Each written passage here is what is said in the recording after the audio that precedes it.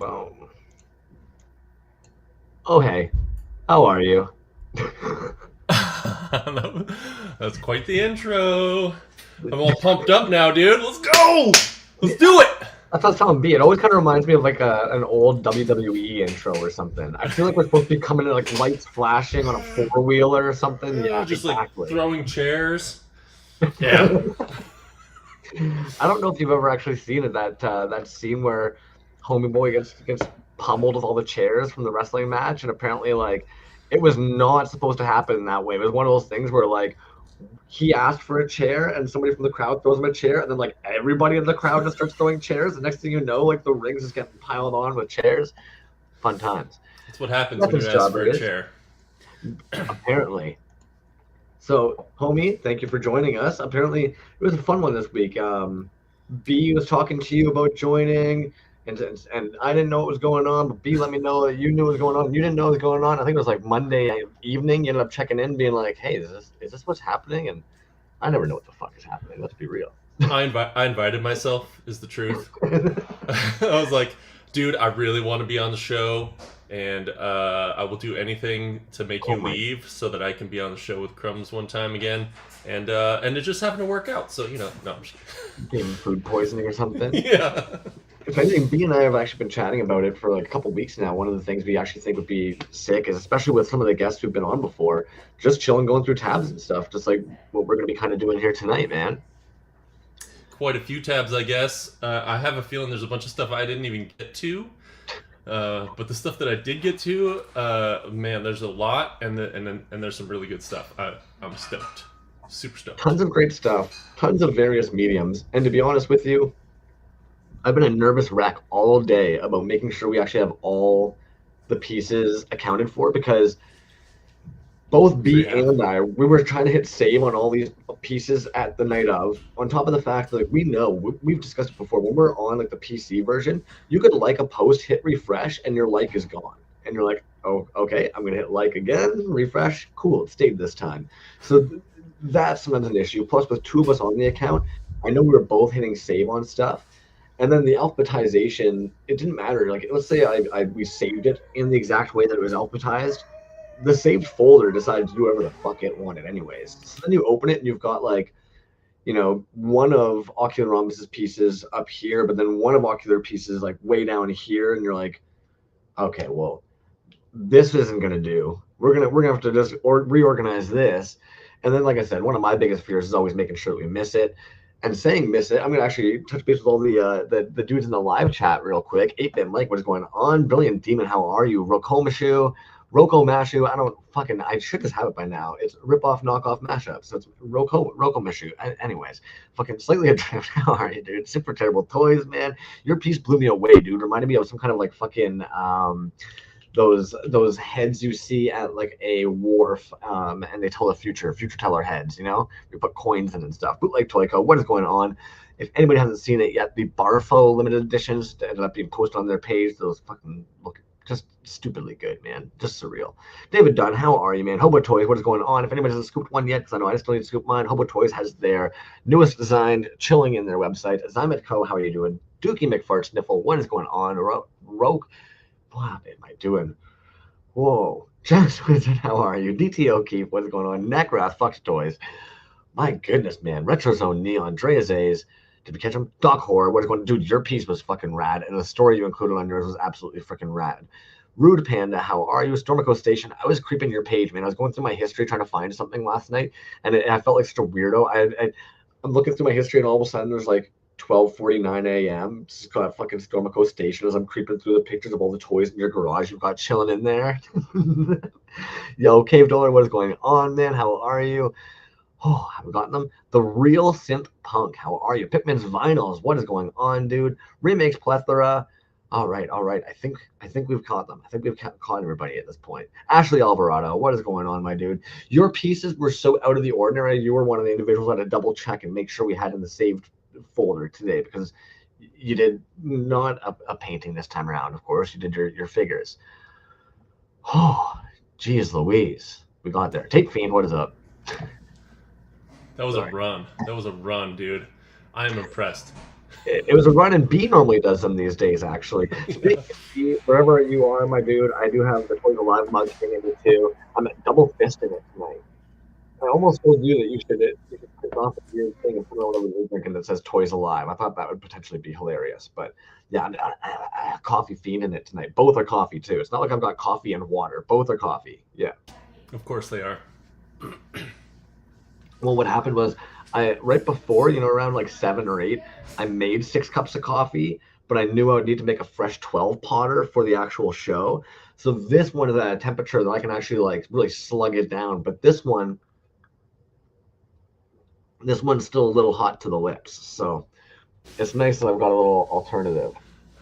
I'm worried because I don't have any caffeine in my system right now.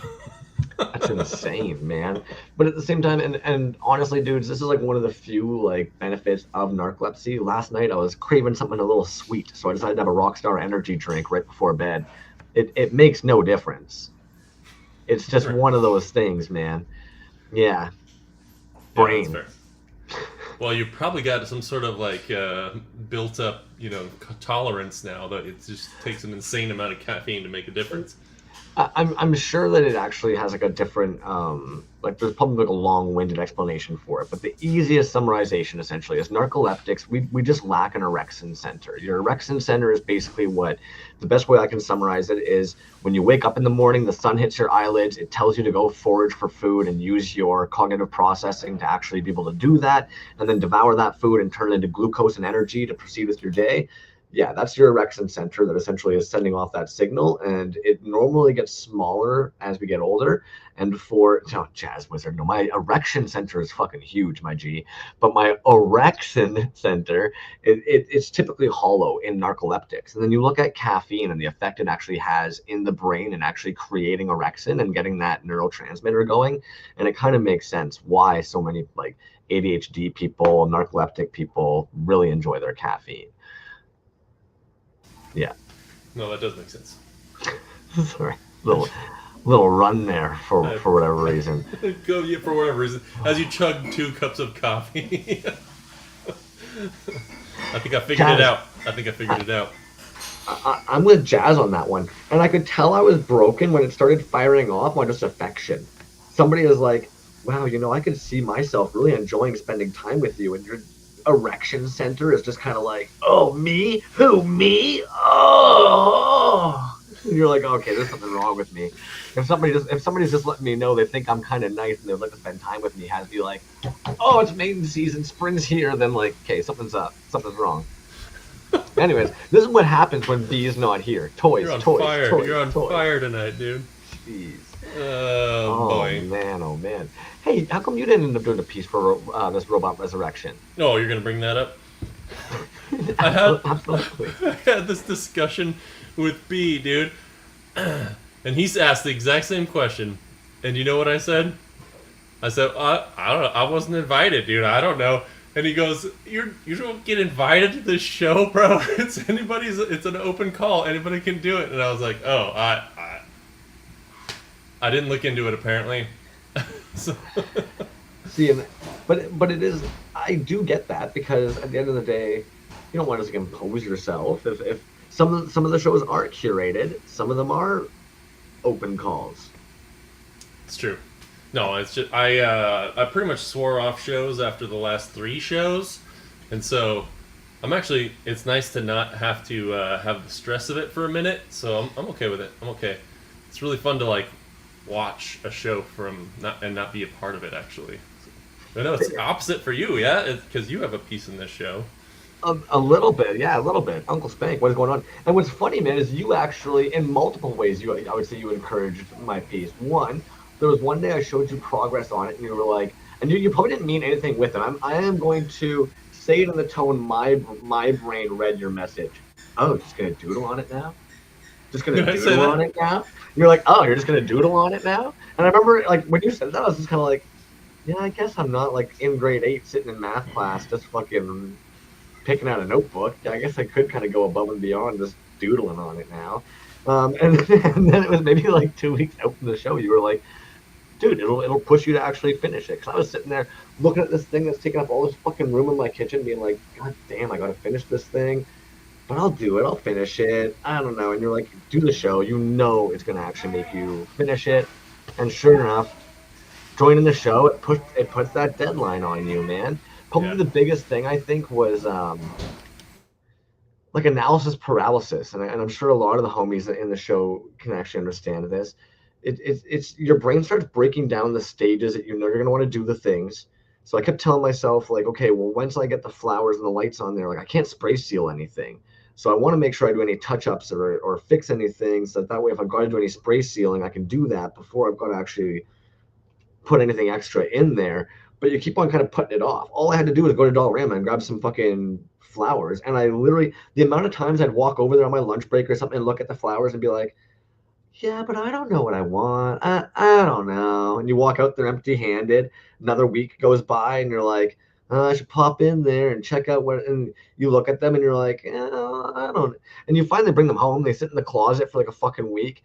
And then what killed me was like the amount of shit that I was so anal about making sure was like tight. And then afterwards, you slap all this shit over top of it. And you're just kind of like, oh, it's under there. It was almost kind of like if it would be like doing the underlayment of your carpet that you're doing at home right now, and not only making sure everything's like perfectly level and taped, but then also deciding to go with one that's like a really neat pattern, spending a little bit extra for a really pretty pattern, and then tossing carpet on top of it. It's like, the fuck was the point of that? Oh, dude, I do that all the time. I do like details that get hidden, stuff that you sculpt things you'll never want to see. I don't know. But I feel like better about myself that I did it, and I would feel like I'd probably be fine if I didn't do it. What am I saying? But in the moment, I'm like, I gotta do it. It's here. I gotta do it. Do you think to a degree it's almost kind of like shredding? You know what I mean? It's kind of like when you're writing music, you know that like simplicity is better sometimes. You know that the big long Yeah. open riffs are what people actually like pick up on and enjoy and hear and notice. But for some reason, you start throwing all these fucking noodles over there that like maybe 3% of the population will actually give a fuck about. 100%. Or it's like adding in a third harmony that you know nobody's gonna hear because it's in the background or whatever. But it's like I know it's there, and I think it needs it. And there it is, man. There, Yep. there it is, exactly on point. Yep. Oh my goodness, dude. Yeah. If anything, there's gonna be a lot of pieces to go through here tonight. I know that I've got them all in the saved instead. We did send off a fire off to Ocular Rhombus, but they are a busy human as well. So whether they'll end up appearing or not is hard to know. Doc Horror is stoked on your Apocalyptico shirt. Oh, yeah, it glows in the dark. Oh damn, Can't turn off the lights right now, but trust me, it does. It's that's awesome. totally valid. Also, thoughts on the Muppet Show coming up? Sorry, because I know that one's actually coming out tomorrow. Yeah, I was gonna mention that one too. That it's gonna be killer. I'm very excited. Some top notch artists in that show. Very very excited for that one. I like this. I like this thought process right here. Involves starting with a statement: "There's no way I'll be able to pull this off, but I'm going to try it anyway." I wish I had the guts, dude. I gotta say, it doesn't always happen that way for me. That's literally my brain was rolling out of bed in the morning. This is this is going to be an impossible fucking day, but hey, here we go. Here we go. One foot in Here front we of the go. other. Let's fucking do it. Oh my goodness, man. Pikmins, that'll be exciting, dude. Absolutely. Especially if you get to go down there. Abaddon, how dare you? How dare you forget that? Also, between yours and Micah's accounts, I am so confused in general on which human is anybody and everybody. The moment anybody uses real legal names, right over there. Earlier, you dropping the urn bomb on me. I was sitting there just being like, of course, death and strawberries of anybody fucking. I didn't even think about it. I'm sorry. Yep.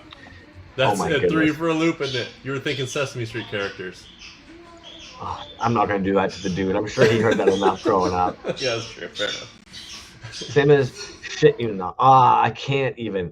That's one of those bummer moments. There's an individual who comes into the shop so often, and it like I wanted so bad to just name drop there for a second, and then realize I can't really dox this person, so like I can't.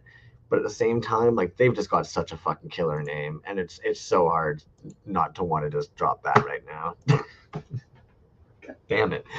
God damn it, man. Fuck. That's the existence right there, man.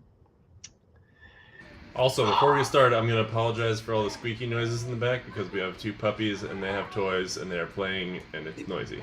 Yo, it's so funny that you actually ended up mentioning that because I know that you've got dogs, but I'm sitting here like, it sounds like Homeboy's got a motherfucking parrot. Like, I know that you don't have a parrot, but like, and honestly, I know it's going to start up again this summer, man. So balcony life. Anybody who's ever lived in like a larger city in like lots of condos in around each other and shit like that. What's going to end up happening is it creates basically like an echo chamber. So like generally you go on your balcony and stuff like that, right? Anything that's happening really loud on the balcony is going to ricochet off all the other like buildings around you in proximity and create kind of like a Grand Canyon effect. And for some reason, somebody thought it'd be a great idea to get their dog a rubber chicken. And so it's not like your standard like squeak. It'll literally be like, hurrah, hurrah, ha ha ha ha ha ha ha. And you're sitting here just trying to like work away some days as long as you're just kind of like, oh, I'm gonna lose my brain if that doesn't stop soon, man. Like, and you know it's not anybody's fault. The dog's just out there playing with its shit. But it just, yeah. That was such a specific recreation, Oh, dude. my I can goodness. tell you've heard that a million times. Also, what I find is absolutely hilarious right now is everybody is demanding a puppy tease. Everybody is demanding puppies. Sorry, my dude. Oh. I don't think that's possible. There it is. Sorry, You guys guys. can give me the DMs. I'll show you puppies. There it is. Sorry, guys. See, if anything, and thanks for coming. I've been working on it, man. Nipple tease for the nipple tease. Jesus. So when you were saying you don't really like the idea of the little ones on the TV, you were talking about the puppies. That's what you were actually meaning. Both. No, the puppies can't go in here because this is while I'm recording stuff, and I don't want them anywhere near my expensive equipment. That's totally valid, man. That's totally valid. But at this point, they're barely puppies, folks. These things started as puppies, maybe like, well, how old are they? 5 weeks, 6 weeks at this point? Like, oh no, where are we? 9 weeks? Yeah, something like that. But yeah, they're big. They're big. they got big quick. They were real cute though. They're little tiny fluff balls.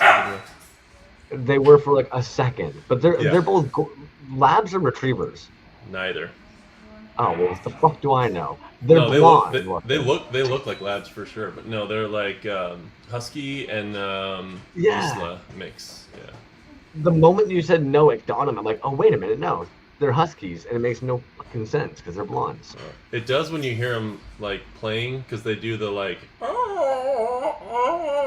kind of vocalizations, and it's very husky. But it's kind of funny too. Watch back on this and be like, 20 minutes in, they've talked so far about boners and they've made dog calls and rubber chicken noises. All right. Woo! Let's get started. Also, shout out to OmniRes, man, for the making of the posters for these, dude. Admittedly, I don't know how that ended up joining together. When like we know of Cage and Cave, I don't think of like OmniRes and Ocular Rhombus. I don't know who you guys hang out with after hours. Would you like to know? Oh, jeez. But I figure we might as well start with this here because this lineup was absolutely insanely huge. If anybody notices throughout the show that somehow they have not seen their piece through it, please let me know, and we'll make sure to get that up there. Zyment, man, you absolutely know like that app. Like Pigs make some unique, fun ones, man, and y'all are missing out on those. I'm so just kind of like, where the fuck am I on this shit? Sorry, man. This is what I was talking about here. You know what I mean? Where is my saved box? Do I have a saved box? Is there a saved box anymore? We're just running rampant. Who knows? Who knows what's even going on? I know nothing. We're from the hip tonight. Yes. Jesus, man. Here I thought I had everything all up and ready to go. No, I had like 3 tabs of Ocular Rhombus's page just uploaded. But this is where I mean by like we're definitely not starting with alphabetical. The saved list has just decided it wants to do whatever it wants to do. It's okay. We're gonna get We're through it. running rampant, man. Right? Oh, here we go.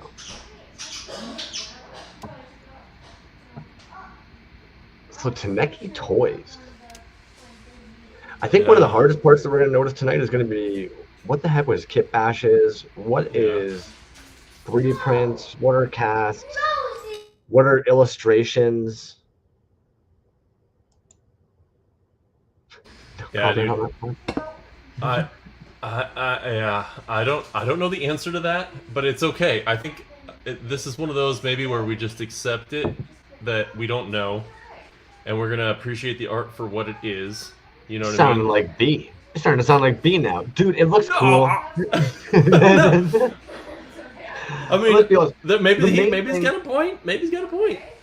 the, that in general is what gets so hard about art. Actually, it was funny. Simpsons today was throwing on an episode. I don't know if many of you have watched like recent Simpsons, but it's the one where Homer is falling in love with an abstract painting, and even Marge tells him before bed, like when he's like, "I'm in love with a painting," she's like, "That's okay as long as it's like contemporary. Like, was it of a duck? Was it of a?" And she starts listing off like fruits and animals and items, and he's like, "It was none of it. Like it's abstract, and like that's the crime that like."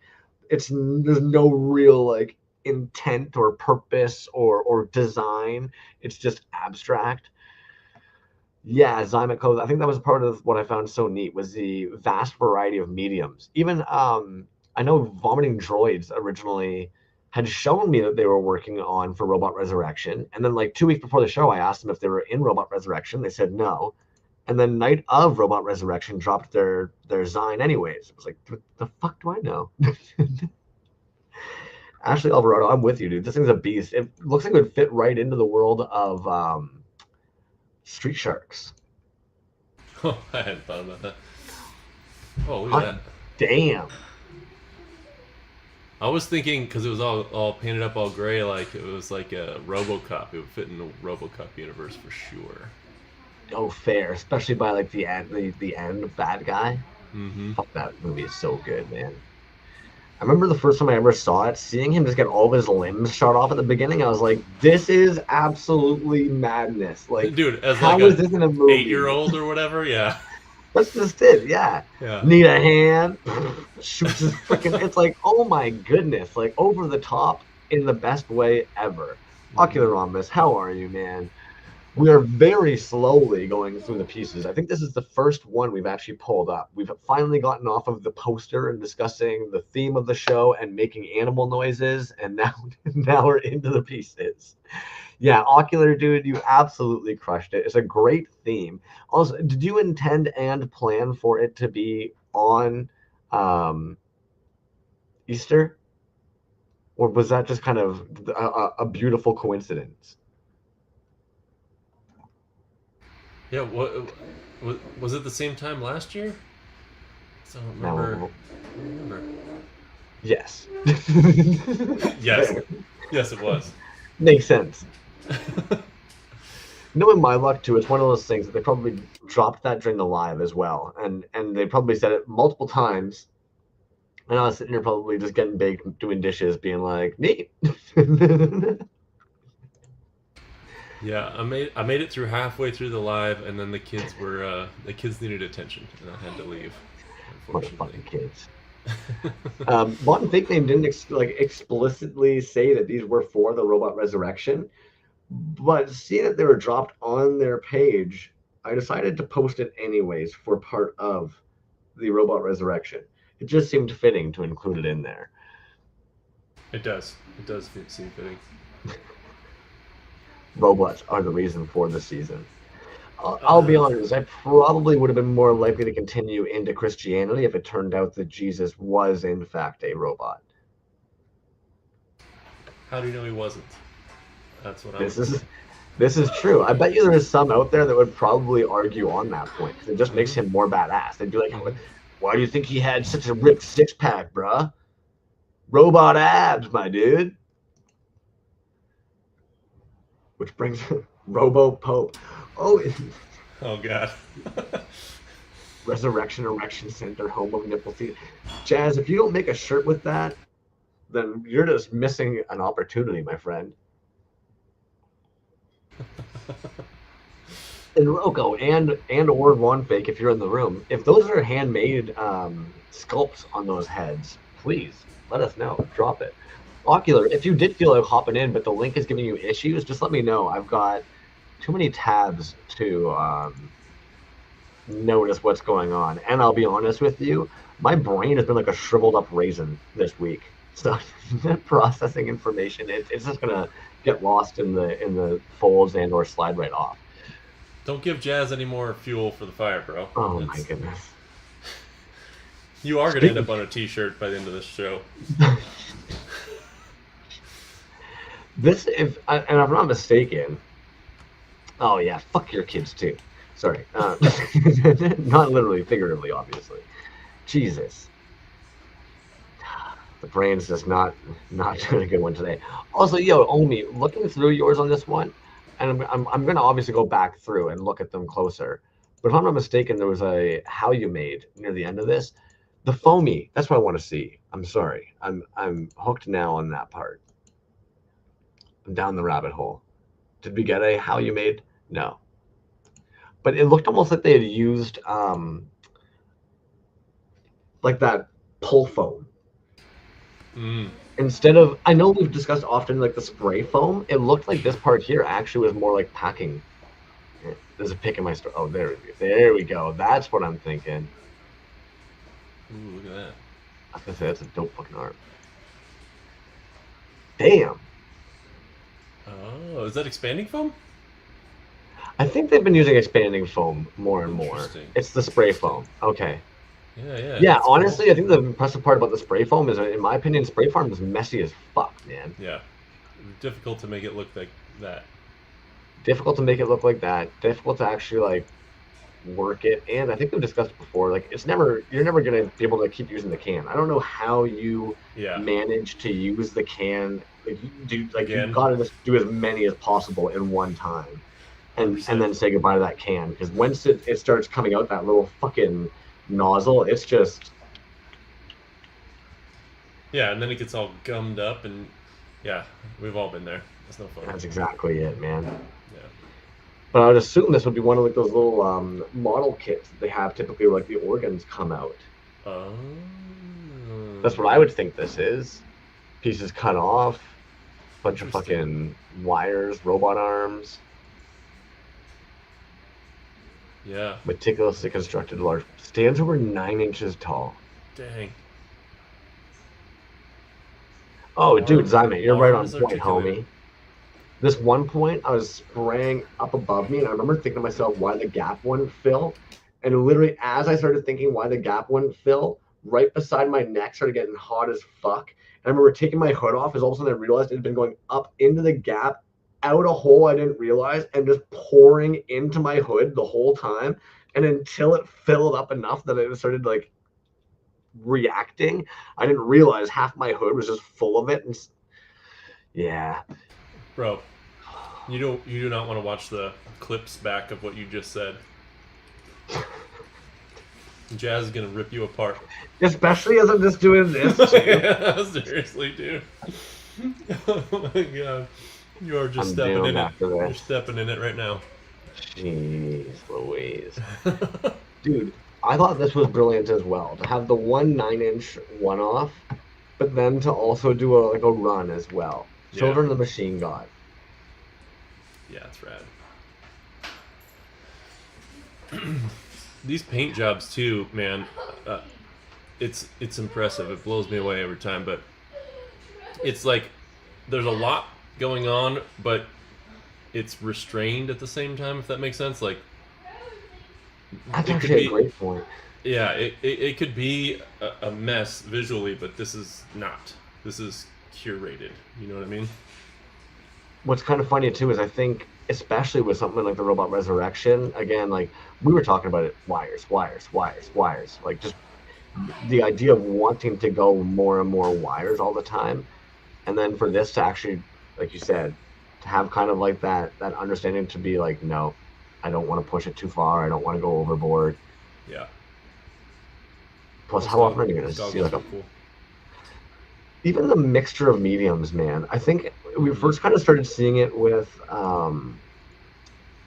oh my goodness, it's gonna escape me now. Skull and Void Hmm. was at first was probably one of the first ones I remember incorporating a lot of like model kits in with their quote unquote kit bashes, Hmm. and I feel like Ocular is definitely doing a lot of that in these, man. Like between the goggles and this fucking piece here.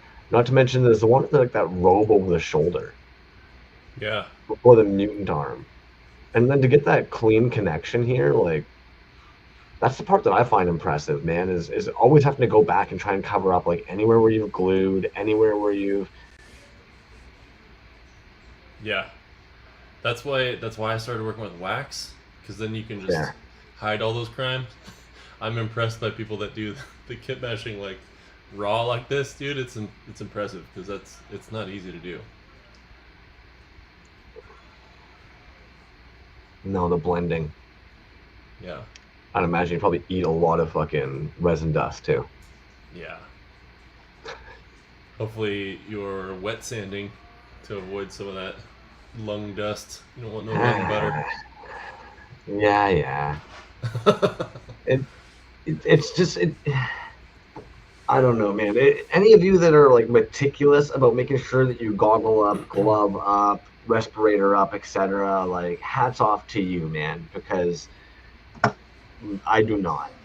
I am so bad for it. I am so stupid about it all the time. Like the one day I went into the pawn shop I work at, even, and like fucking resin burn on this eyelid, resin burn on this ear, resin burn on this hand. Because of course you're not thinking, and you've got the resin like on your hands, and then of course like I adjusted my plug at one point, and you fix that, and then you rub your eye, and then like 3 hours later you just like, oh great, as you're just like Yeah. red and rashy and burnt everywhere. You're like, yeah, I guess chemical burns make sense.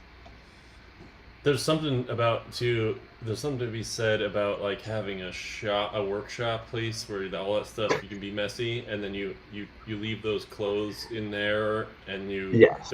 don't track all that stuff into your home. Like, if you can, I would highly recommend that for everybody. Like, just keep a clean space and don't drag that stuff in your house because man, it's not good for you. It's not good for Dog horror. I just hold my breath. Yeah, yeah, homie. Honestly, the amount of times I'm like Schmeagol. That's the best way I can explain it, you. dude. Especially if it's wintertime and like you wake up and you know you want to pour some resin and like you haven't even thrown your clothes on yet. You're like in the kitchen like this, in your boxers, measuring the A into a little cup without because fuck a kitchen scale, right? So you're sitting there like this, eyeballing it. Then you're grabbing the other one and you're eyeballing it. And then you're like, fuck the world. So while you're still sitting there, the glow of the fucking light is stirring it up on the floor. I remember like the one day, not even thinking, I'm holding it up like this, stirring the two together, looking at the pigment, trying to get in there as you're realizing like how close this is to your face that you're doing it and you're going, and how likely you could just splash them in your eyeball. And That's why I got the full face respirator deal, and that's been so nice, man. And then glove up, and I wear an apron, and well, then you can just leave all that stuff behind, bro. that's why when the neurologist asks me, should you work with any harmful chemicals or anything, I just explain yes.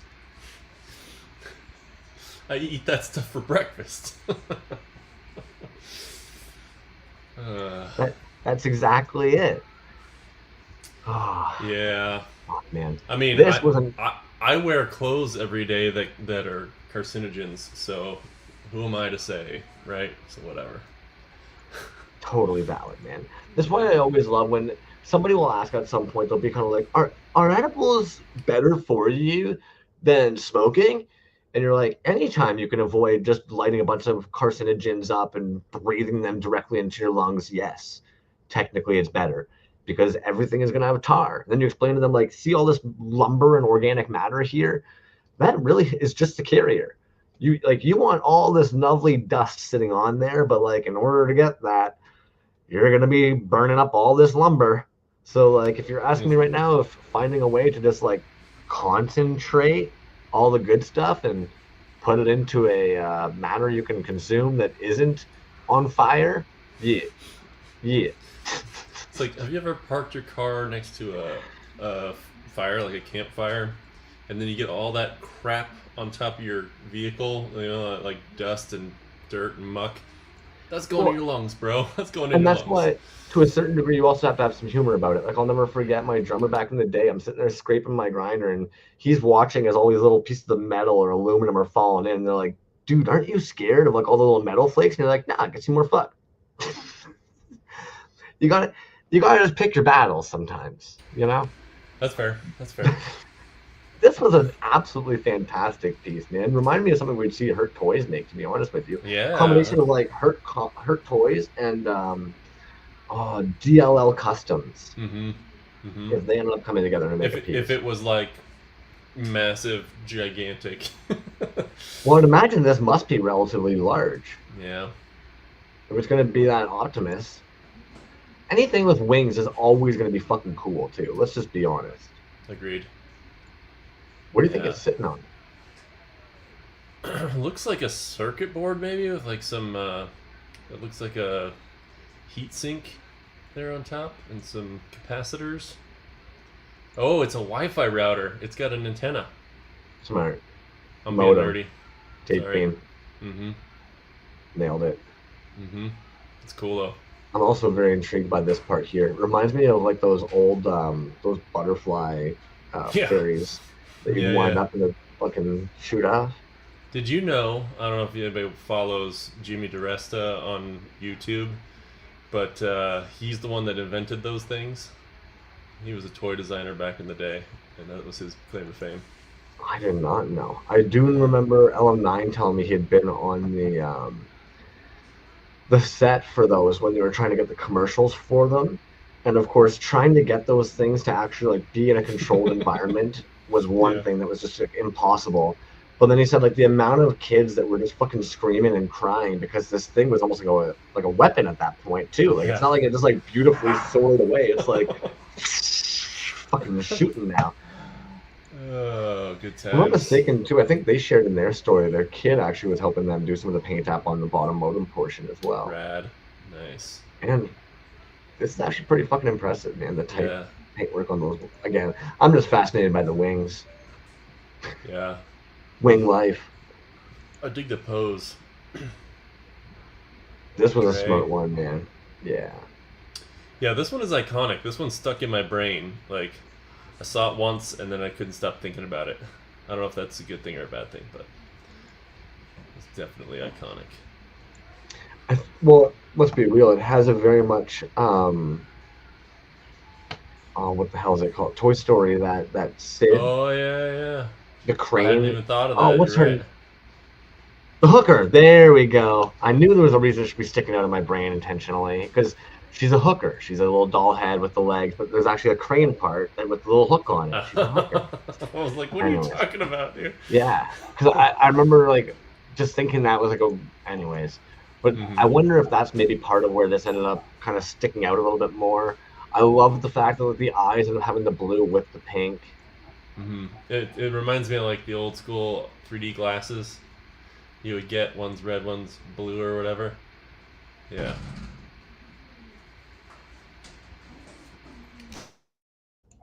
See now I've got the dog barkings now. I don't know if you guys can hear that. Shit, you can't escape it, man. I did hear It's it. spring. It's in the air. I want to hear the squeaky toy now. I'll make sure the squeaky toy next time it happens. I'll make sure I post a story about it for you. It'll become part of the summer. Man, did he fill that whole head up with resin? Yeah, that's Crazy. straight glow too. No lights. Exactly. Yeah. Isn't it just a cup of glow resin? Yeah. That's Forbidden. crazy.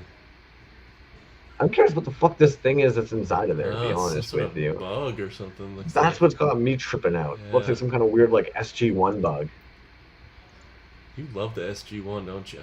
I am rather obsessed with SG1. Yeah.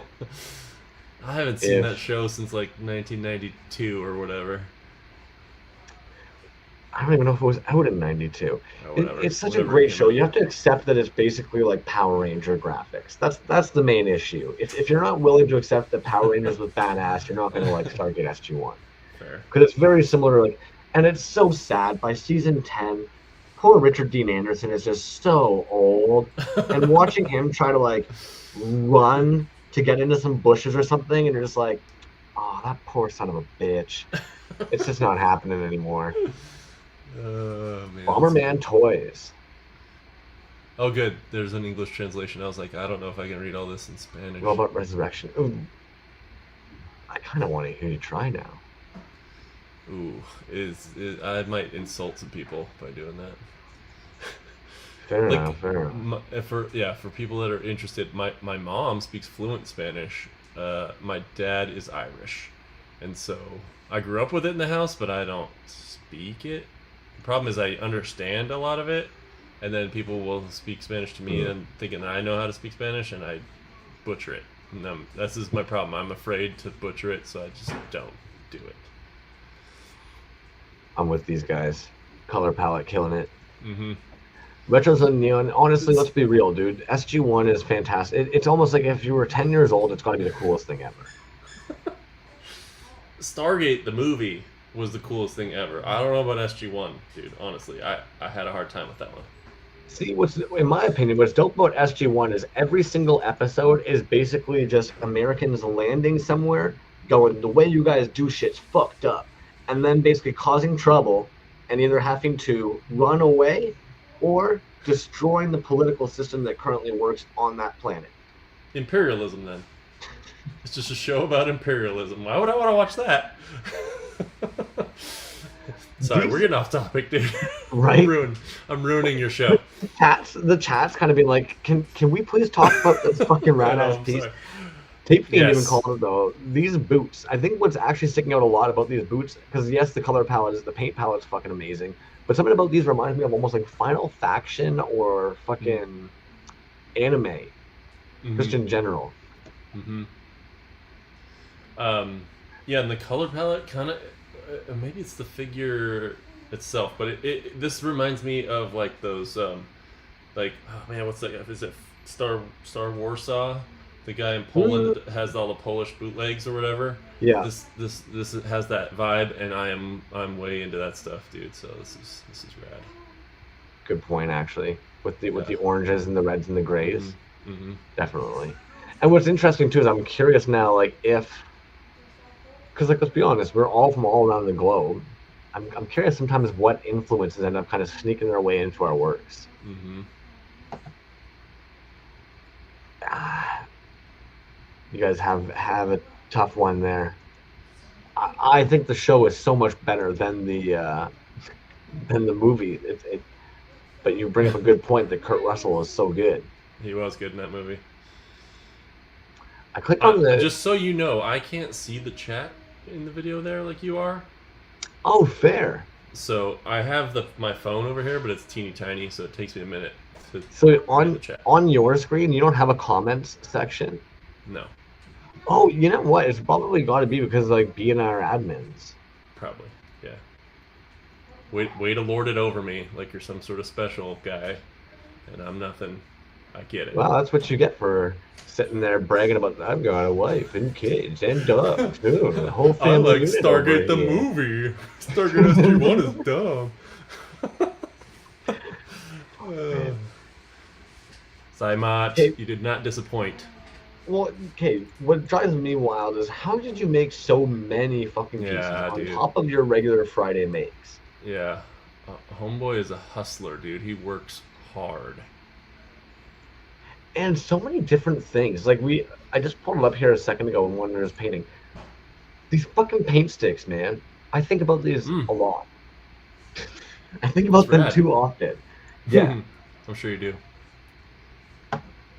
Yeah, that's rad. And then he went all out, dude. Like, let's be honest. The fact that some of these are going to be cold casted, some of these are double casted. On top of your regular marbles. Yeah, it's cool. And I kind of gap sometimes that, like, you do this with the pressure pots. Like, that's just so much added on top of that. It takes a little bit of doing, and then it holds up space for everything else. So, again, how did you get so many of these done? And then he'll drill, and then he blues. It's like, God dang it, man. Also, this I don't know how you mold this thing. You know, it must have been a unique one. I don't know. I'm on cut mold, horse screws in the feet. Cut down the sides, maybe. Yeah, Yeah. and then of course you'd have to do a little in here. Mm-hmm. Try not to say that word. Yeah, Rokoma shoe. I'm with you, man. Never seen anyone do this much fucking awesome every day. Wins. What is going on, dude? 9 a.m. Friday morning for you? Some of these fucking pores, man. Mm-hmm. And actually, you know what always trips me out with Zymatco?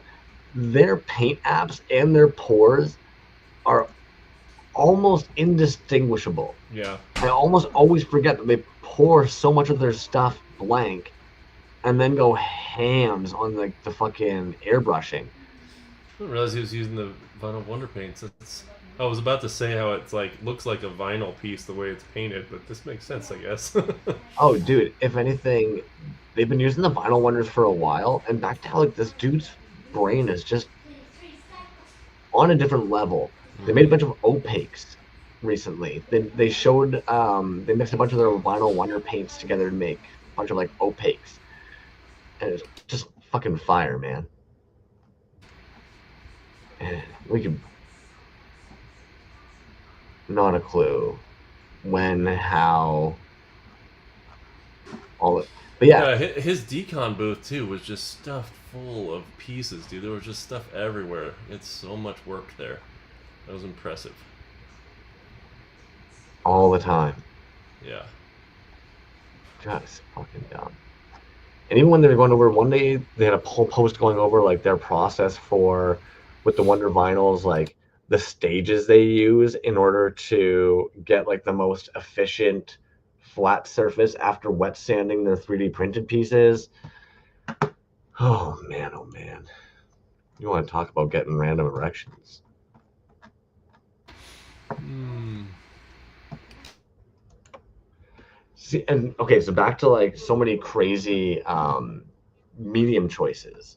We have a zero pop art coming through with some fucking wood pieces on these ones as well. That's cool. I missed this one. I didn't see this one in the show. Man, this is awesome. Yeah, they did a couple submissions as well. They did these three guys, and then I thought they had done maybe it's just Whoa. a close up. Oh yeah. I'm a liar. It's just a close up.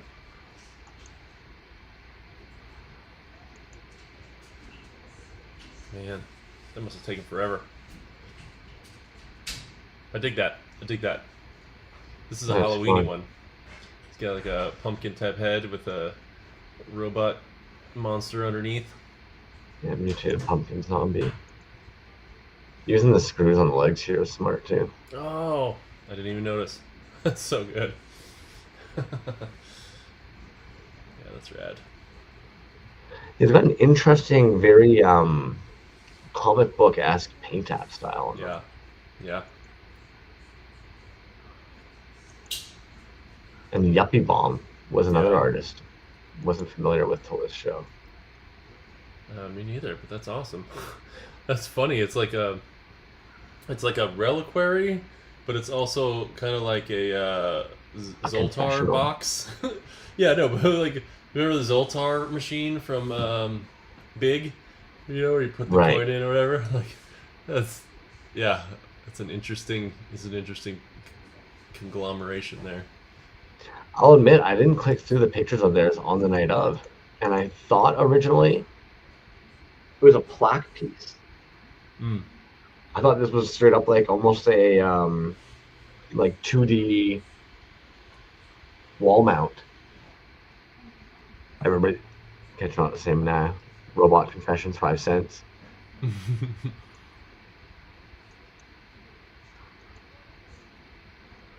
Killed it on the Yeah, paint tab it's too, rad. man. Yeah, it's rad.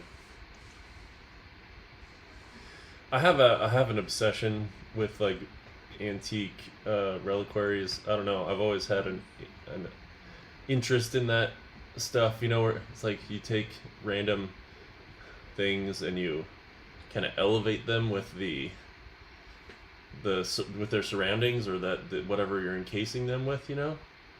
In fact, I think you told me something about people do this with like museum quality display type stuff, right? But you know, this is back like 12th century, dude, and people are putting like a little bone in a thing like this, and you know, Took me a moment to kind of pick up, but yeah. So if you ever come down here, we'll have to hit up the AGO then, because mm-hmm. yeah, a bunch of them, they're called prayer beads. Actually, a bunch of the ones that they have there as well. But it's basically like you open them up, and then inside will be like a tableau scene, hand carved out of like either bone or wood, or and usually it'll be like parts of the Bible if they've sat there and carved like a certain tableau from the Bible for these people. That's why they're typically referred to as prayer beads. But then just like any artist, like they'll push the boundaries. Sometimes like some of them it would be like a full skull where it's like the head opens up and then like the face of the skull comes down and then it has like a 3-part tableau inside of it. And you're thinking like, it's who like the Mighty fuck Max is working before on those this? Mighty Max.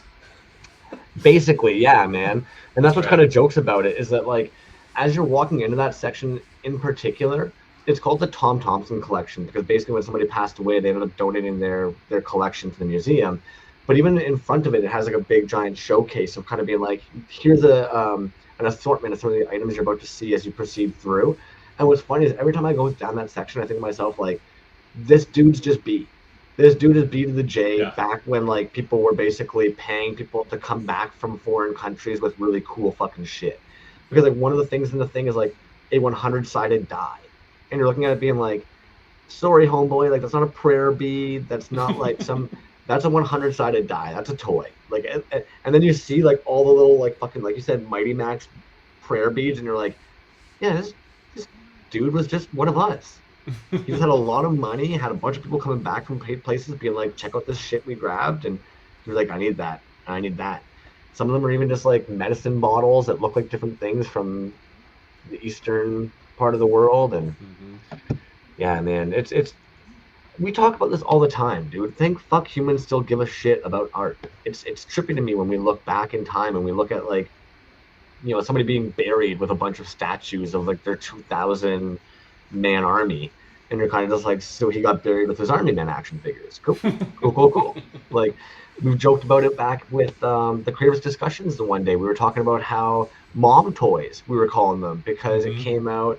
Epoxy Crusader got talking about how his mom every year would set up her Christmas decorations and her village pieces, and we all started kind of reminiscing about being like, oh shit, yeah, like our moms had these and you couldn't touch them, right? They would set up their village right. And like you weren't allowed to touch it, and they were just mom toys. It was like, oh shit, yuck them up. I think this is one of those funny ones, and I think everybody would also agree too. The write-up on their original post for these is kind of also what really made this such a beautiful piece, man. This ultra smart, hyper intelligent robot isn't just a toy. He's your new best friend for everything. Need help with your homework, want to learn how to cook, code, conquer cosmos, singularity, not going it, has the answers with over 1,000 built-in functions, flashing lights. It's like, yeah, let's be real, man. Like, isn't that kind of why everybody wanted? Initiated. That's awesome, dude. Fleshy ones, your reign is over. I think everybody wants a fucking robot best friend, man. That's good. Have you ever seen the Flight of the Conchords, where they have that song about the robots will take over the world? If I have, we're going back probably like. Oh man, it's good. Too long ago. Binary solo 0010001. Yeah. It's good. Go look it up, and then look up Old Greg while you're at it. I'm Old Greg. I'm familiar with Old Greg. Thank you very much. That's good.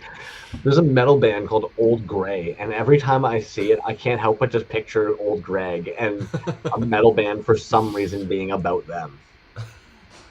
There should be, but I digress. Accurate. These pieces are rad, though. These pieces are pretty rad. Beautifully casted, solid paint apps, fun concept. Personality. Yep, it's good.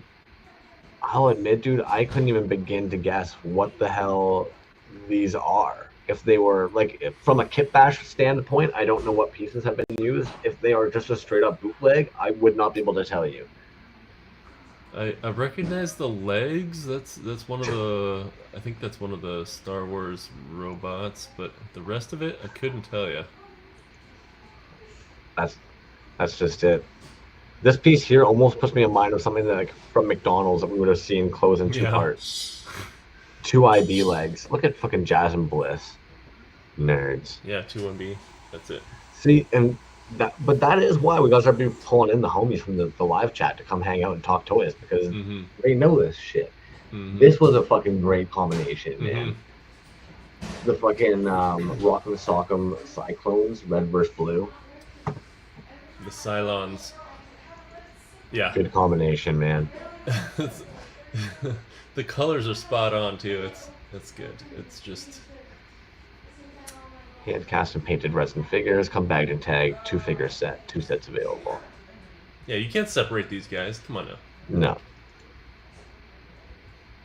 That's a fun one, man. I don't know what to say. I mean, I'm trying not to just be silent here, but they're so good. It's just so good. The bodies for these are those aren't the that's not G.I. Joe in any way, right? No, it looks more like Rocky maybe or something. But I don't know, or maybe it's a generic something. That logo. Why'd you make that logo so big? Don't encourage him. Nailed it though, man. 110%. Nailed it. So Droid Vomit, aka Yes. Vomiting Droids. And homie, are you trying to just bankrupt yourself and your family? $6 shipped US and international? That doesn't make any fucking sense, true. you nonsensical man. So did you by chance read through any of this and or had you heard from Vomiting Droids about what they were doing for their Robot Resurrection piece? No, I hadn't heard anything, but I did breeze through these. It's so good, dude. This is just pure vomit right here. I love that this is such a Vomiting Droids idea Mm-hmm. in the toy scene for a toy show about Robot Resurrection, where we for some reason just have these luchadors, which of course, again, going back to the whole kind of like Mexican bootlegs and like Mm-hmm. It's very fucking meta. C-3PO and R2-D2. Get out of here. It's very meta. I have to say though, the guy on the left there with his he's got like antenna on the thing on his chest just makes me think of like the bee guy, the guy's in the bee suit. I don't know why, but it just makes me chuckle. I'm disappointed that we didn't see this guy more. No, I mean it's in the perfect spot for the like this one is just very meta. It's very meta. Everything's precisely placed and well done. As if Jazz was there. Me too. I refuse to miss an issue. I'm sure there's a few of you in here that probably have every single issue of the Droid Vomits. Are you one of those people as well? I think I do. I don't have this one. Gonna have to order this one, but yeah. All right, They're man. good, dude. It's like one of those like the more you read it, the more you see. You know, like you'll like you go through it and you're like, oh, this is rad, and then you'll come back to it like a month later and like, oh, dude, I missed that. There's all these little details in there. I'm putting you on the spot for a second because you know I'm going to run away. You're going to talk to the group about the previous Droid Vomit issues and how good they are while I get rid of this copy. Okay. I wish I had them here. I don't think I have that stuff. If anything, I'm I Oh, was gonna throw Bring 'em in. Ocular Rhombus on the spot there and just force them into the chat while I run pick away. them up. Pick them up.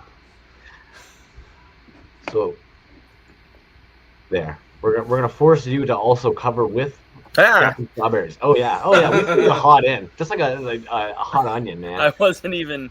Oh my goodness, I'm sorry. Now you're prepared. Oh, Be no. prepared. So sorry, man. If anything, this was me forcing you in because I need to run away for a second. Go get rid of the coffee. Okay, tell us the setup for the show because some of us didn't pay attention to your live, apparently. The setup for like the concept. Yeah, the concept, and then if you could answer the question again about the timing and Easter and whether you did that last year. So I wanted to do a. I had this originally idea for everybody to do a figure, or a toy or something, piece of art based on IG-88, the droid, everyone's favorite Star Wars robot. And I said that's too niche. I can't do that. That's too that's too small. And I said, well, but what about just robots? Just do a robot show. There isn't one. And I was like, it's good, but it's not enough. And then based on the timing of it, I was like, well, what if I did it for a big holiday? What if because the Easter was coming up for the first time that I did it. And I said, we can call it Robot Resurrection. And then that gives people the option to just make a robot, to make a robot with religious imagery, to make a robot with sacrilegious imagery. You can do anything with it. None of it was required except that it be a robot in some way. And robot is kind of a loose term too, because you look at like Zymot's pieces are that's a little bouncy little robot guy, but it's not overtly a robot like you picture in your head necessarily. So android versus robot, right? Tightrope. You can make a cyborg. It doesn't. It had to just have an element of robot in it. The other stuff like the resurrection aspect, and that's the thing. Resurrection didn't necessarily have to be religious imagery. Yeah. It could be like a zombie robot because that's resurrection too. And I liked that it was specific to the time coming out on Easter, but also vague in concept.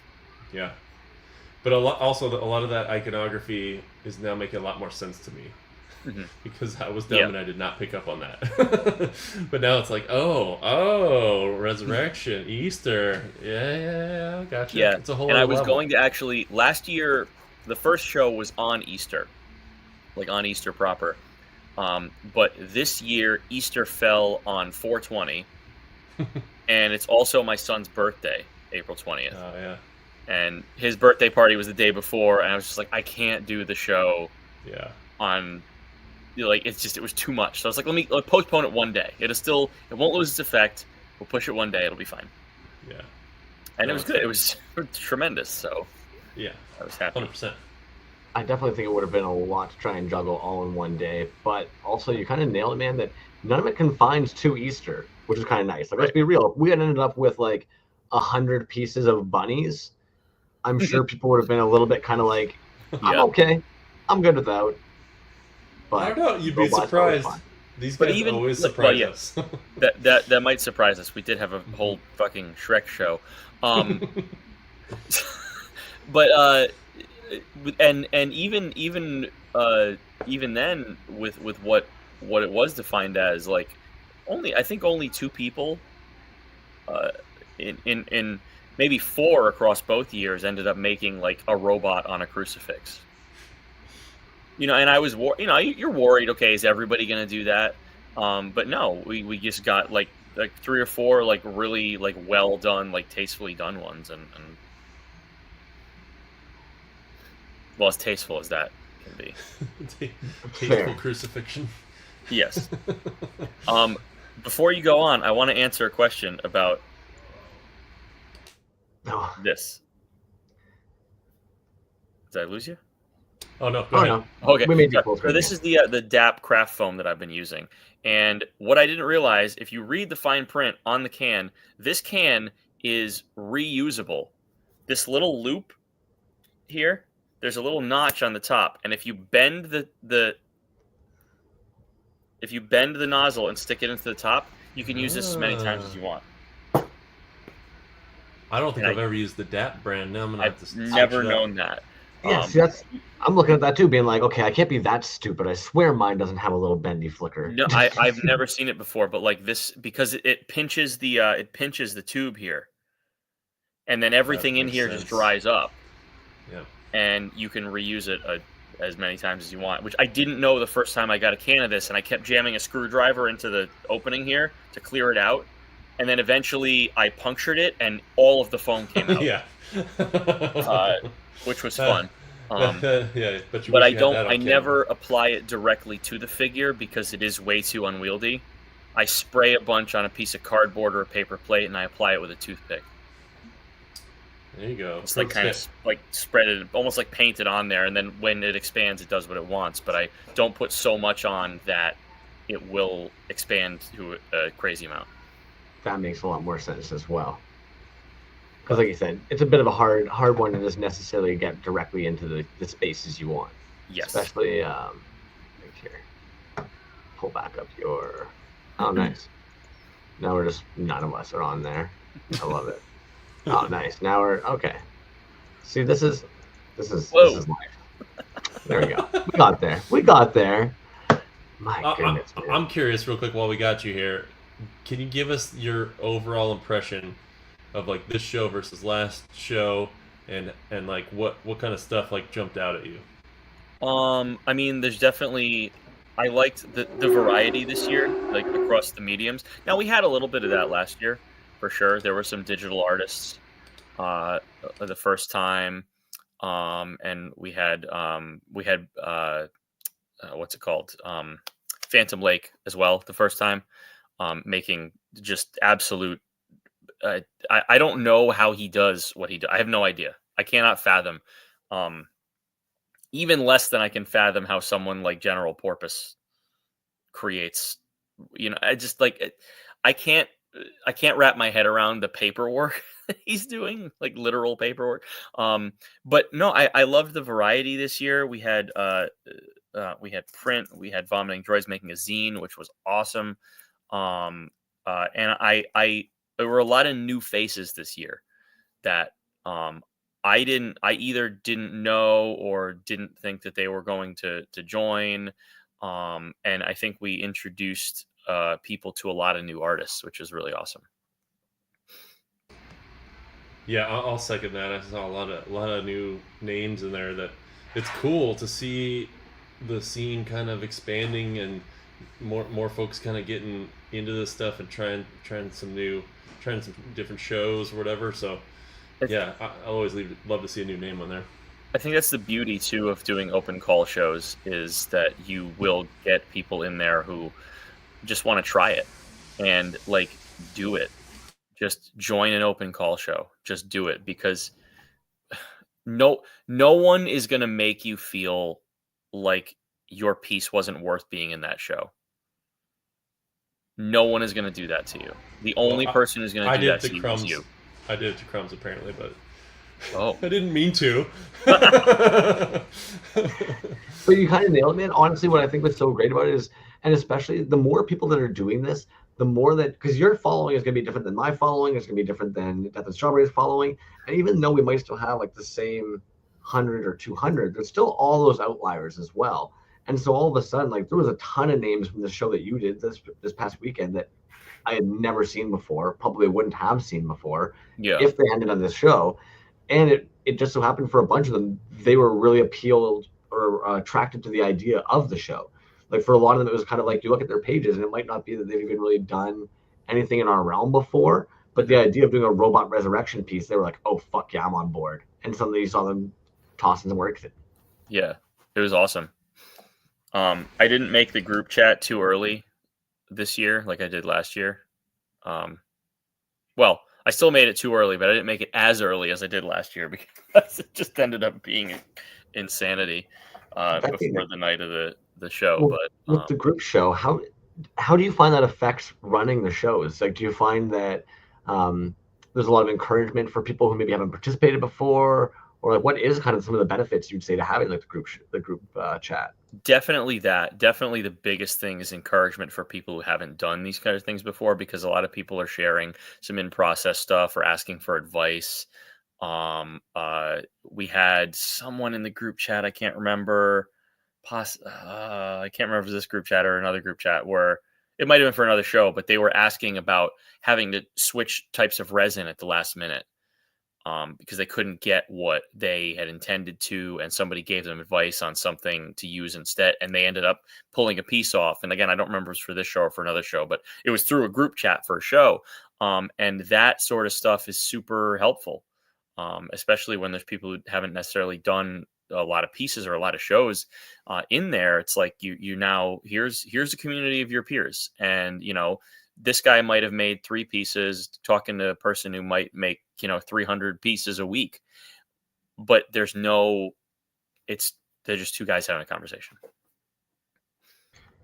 How did you end up with so many pieces for this, man? Did you find it hard to end up having that, or like?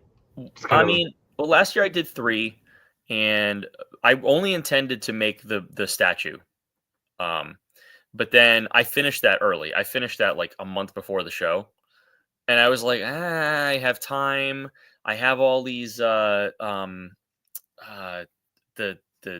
where are they? They're these things. I had like a handful of these. Oh, what is that? It's a retro collection droid from the Obi-Wan TV show. And I've been getting them at Ollie's for like $4 each. Ideal so for this one. I had a pile of them, and I said, I can make like a little small run of things. And I had the Infant of Prague heads left over from my Jesus Christ burgers. Because I had sliced all the heads off of them, and I just had them, and I was like, well, I can do something with this because it's like it fits the theme. And then I just was like, all right, I'll make each of them completely different from each other, and that was how I love those kind of problems where you're just like, I have a bunch of this stuff, but I don't know how to put it together, and then something amazing happens, I have drawers and bins, and like this is all just like drawers full of action figure bodies, just sorted by manufacturer. Right. These are a great buck, man. It's a really good body. I've done like a bunch of different figures on that body, taking arms off, replacing obviously the head or putting wires coming out of them. These things are actually. I did a figure like, I don't know, a couple of months ago called Child of the Machine God. And it was basically this same idea. It had one different arm, and it had the Infant of Prague head. It was a completely different paint job. But it's the same idea. And I said, well, let me rework that and keep them all in one sort of color palette, to tie them together for the show. So, yeah, as I was saying, this color palette you're talking about, it's wild, but it's very like restrained, very precise. You know what I mean? That was a conscious effort because I do have a tendency to like overproduce, and I did this with music too. I have a tendency to just like overwork and overtool things, and I was like, all right, let me start with a base. I'll paint them all black to begin with. I'll leave the heads alone, and I'll keep those all the same, and then I will just only work with a handful of colors to get the details on them. And they have like little pops and stuff, little pops of color here and there, but for the most part, like that one, especially the forearm one, is really monochromatic. I just did the black, and then there's a dry brush silver coat on top of that, and then I did some glowing details, and that's it. Because it looked so stark, I was like, I don't want to ruin this. I don't want to do too much to it. Like this one's got the same, but it just has a little bit of detail inside the joints and stuff, and then the heads all have that look. It's just a wash with silver dry brush on top of it. Because the original figurines of Infant of Prague were like flesh colored, or that Keshi, just like pale white. Yeah, like I don't know, I forget what. It's just like a peach color. Fair. Yeah. Oh, it came out fucking sick, man. This dude's fun. I like that one. Yeah, that's just. Fuck yeah. So he's got that head. He's got half an Infant of Prague head snuck in there. Yeah, it's just kind of like glued on the side, and then I filled in all the gaps with the foam. It reminds me of like in Akira, where he's like mutating into all those weird things, Yes. Yeah, it looks a lot like that. It's rad.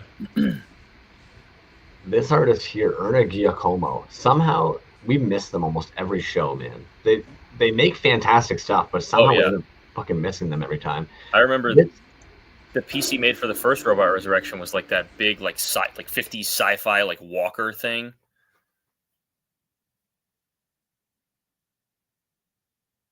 I think. Yes, that thing. Oh wow, Isn't that awesome? that is awesome. I was stoked when he joined again because I was like, oh man, it's gonna make something really hot. oh fuck. Zymeco, yeah, I think that Italian tan peach magazine color for of this shit must be the cheapest pigment on earth. Yeah, and he would know. He is a Right. collector of all the strange religious ephemera that exists in this world. I kind of miss this. There was something about the like late 80s, early 90s where everything had a little fucking pilot in the head. There was just Mhm. something about toys having tiny little dudes controlling what was going on in there. And I miss that. Sorry. That's But like this a year, did you guys sorry. ever play with I'm trying to think of the name of them now. They were like Super Ultimo Dinos or something like that. They were like Safubis that would have made their way over to like the West back in the day. And if anything, this guy would have fit directly in with there. There was even like a weird robot wolf character that was in there, and like this dude just seems like he would fit right in. 3D model, 3D printed, painted by them. If anything, dude, when Asset 9 dropped recently the faux Fubi using the 3D printer, spot on, man. This paint app and print looks just like a fucking Safubi. He looks like a benevolent half Godzilla, half Mecha Godzilla. Like he looks 100%. friendly. Yeah. He's only gonna step on the bad people. I like him. Oh, it's good, man. The paint app on it's tight. It's crazy to me where we've come with 3D printing in general. Oh yeah. Yeah, that technology has Rivets really and that. made leaps. He looks cuddly. Cuddly. He does. He really does. Jeez, weirdos. Man, oh man. Batting 1,000 tonight. Yo, toy Qigong on these ones. I was thinking about it when I pulled these ones up earlier. I don't know what the fuck they use for their pigments, but they're one of the few artists that has this yellow. Mm-hmm. I don't know if it's something to do with like the pigments that they have in Mexico or Spain or what, but always that like oddly like fluorescent but pale. Yeah. It's kind of I'm always translucent a little astounded. bit. I'm always astounded looking at his pieces because when he does a black, and I know like it's glossy, so it shouldn't look like the blackest black of all time, but like maybe it's how he photographs them, but like that is like a, a black. And normally that's like you get that out of something matte, but like he's got a high gloss here, but it still looks like so black. Dark. Very Pamro-esque, Mhm. I would Yes. say. Like, and if anything, Pamro, like a lot of times, like their protos, I know it's you're looking at them trying to wonder, like, is that in the computer still, or is that actually like casted? Hmm. I feel like that's kind of what we have here is like that very similar, like glossy black. I almost wonder if they just spray. Kind of reminds me of Pendragon too. Yeah. Pendragon. That's who I might be thinking of actually, is Pendragon, not Pamro. Dude, the head on man. this one is killer. Yeah. That like Not a clue what the bash is there. I love it. Me neither. It looks but, like almost yeah. like a bit of like Grendizer or something. But then you have like a trap jaw bottom almost. Oh yeah. Am I pronouncing that right? Grendizer? The Shogakin robot guy thing. Tiny smooth brain here. I'll take your word for it, dude. Jazz, tell us we're wrong. Right? None Is this more a cowboy hat? It kind of looks like it, doesn't it?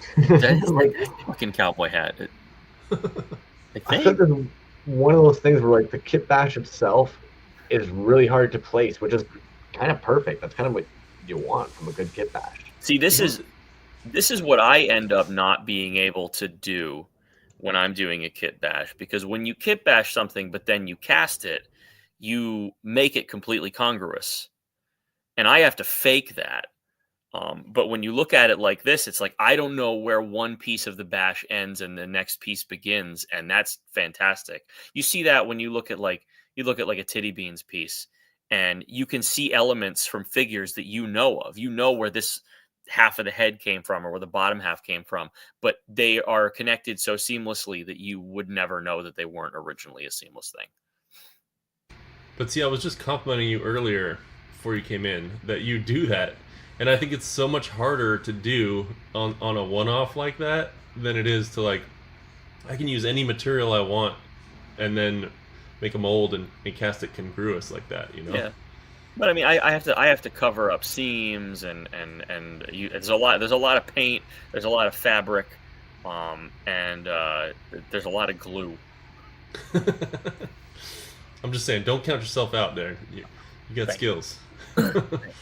Also, let's be real, like priming a figure once you've bashed it sometimes too, like even that blows me away sometimes. We'll see somebody post like pre-mold and all of a sudden they'll like prime it all in like a gray and you're looking at it being like, oh shit, it's all one now. Yeah. We've arrived. Right? Yeah, okay. This fun piece, man. I'm gonna skip to the video. Oh jeez. Even the color palette was what caught me. Mm-hmm. And it's the body is the same. I think he said the body is the same as his Robot Resurrection one piece, but he's done it now in different colors, and he's augmented the head and little mini guy that goes inside. He's done more with it. And as far as I know, the one from Robot Resurrection, the first show, was a one-off. I have it. He actually gave it to me, which was lovely of him. Because it sits among my favorite pieces. But that one was like a gray, and this is like the brightness on this is so awesome. I love primary colors.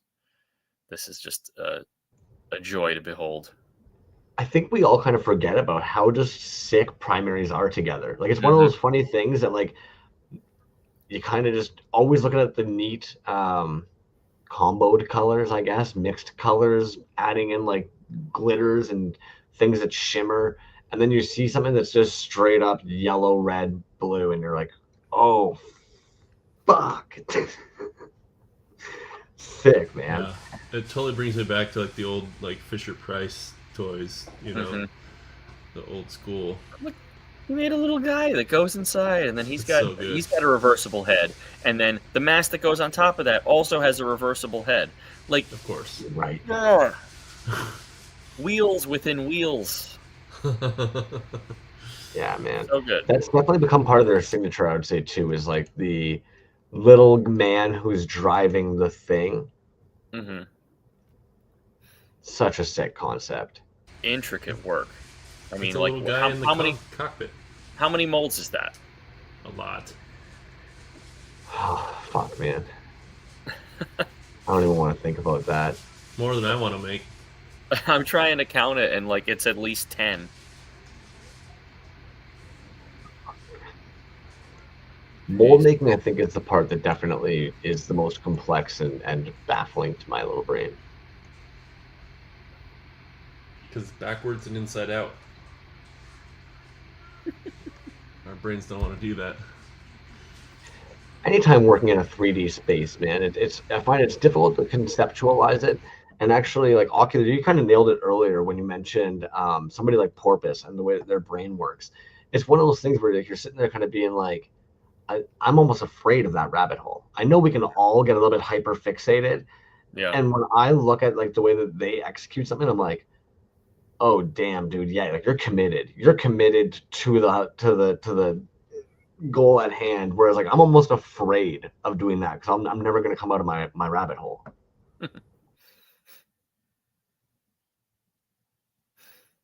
Oh, fucking original Cash brand, man. Another one we don't see too many pieces of. Look at all the pockets.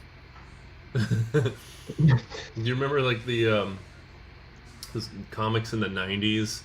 It was like Wildcats and all those, and everybody had like pouches everywhere. That's what it reminds me of. He's got that Rob Liefeld look. Plus, he has a That's gun it. for a leg. That's it. Rob Liefeld, yeah. It's killer. I hadn't even clued in it a gun leg, man. I could tell it was some kind of like a metal leg, but until you look at it from the side profile, I had no fucking idea that, yeah, homeboy is just rocking a straight gun. Which, let's If be you're gonna real, have a peg like, leg, might as well be useful. That was what's that Quentin Tarantino? No, it wasn't Quentin Tarantino. Robert Rodriguez. Robert Rodriguez, yeah. The What was that movie? it was Death Proof was the Tarantino one, and the double feature was the Robert Rodriguez one. Planet Terror. Thank you. Planet Terror. Yeah.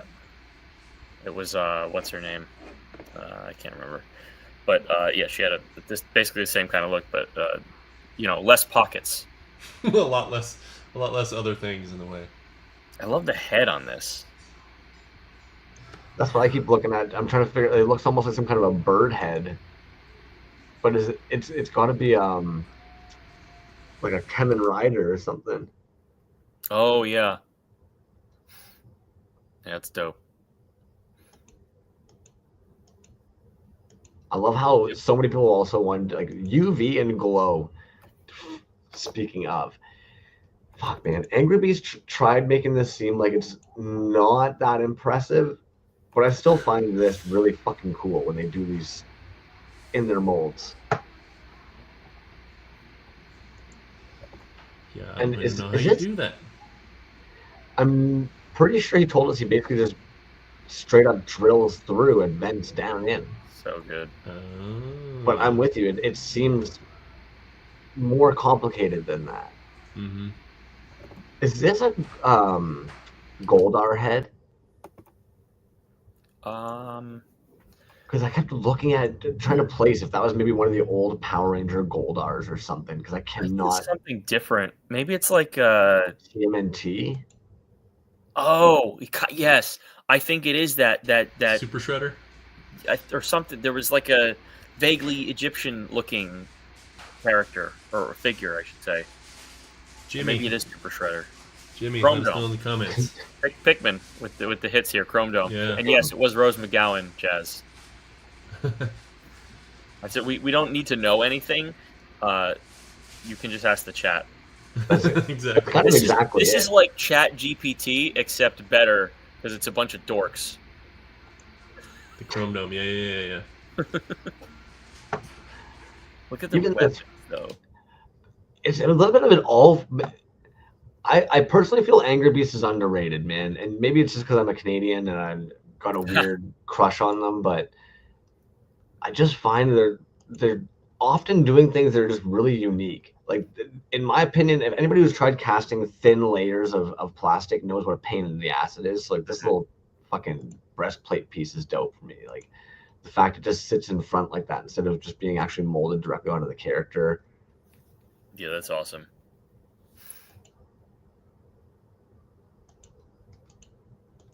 Now, is it lit from the inside or is it just glow? I think it's glow in the dark. Okay. I think all that yellow that we're seeing permeating through the white is actually a glow pour. Nice. That's dope.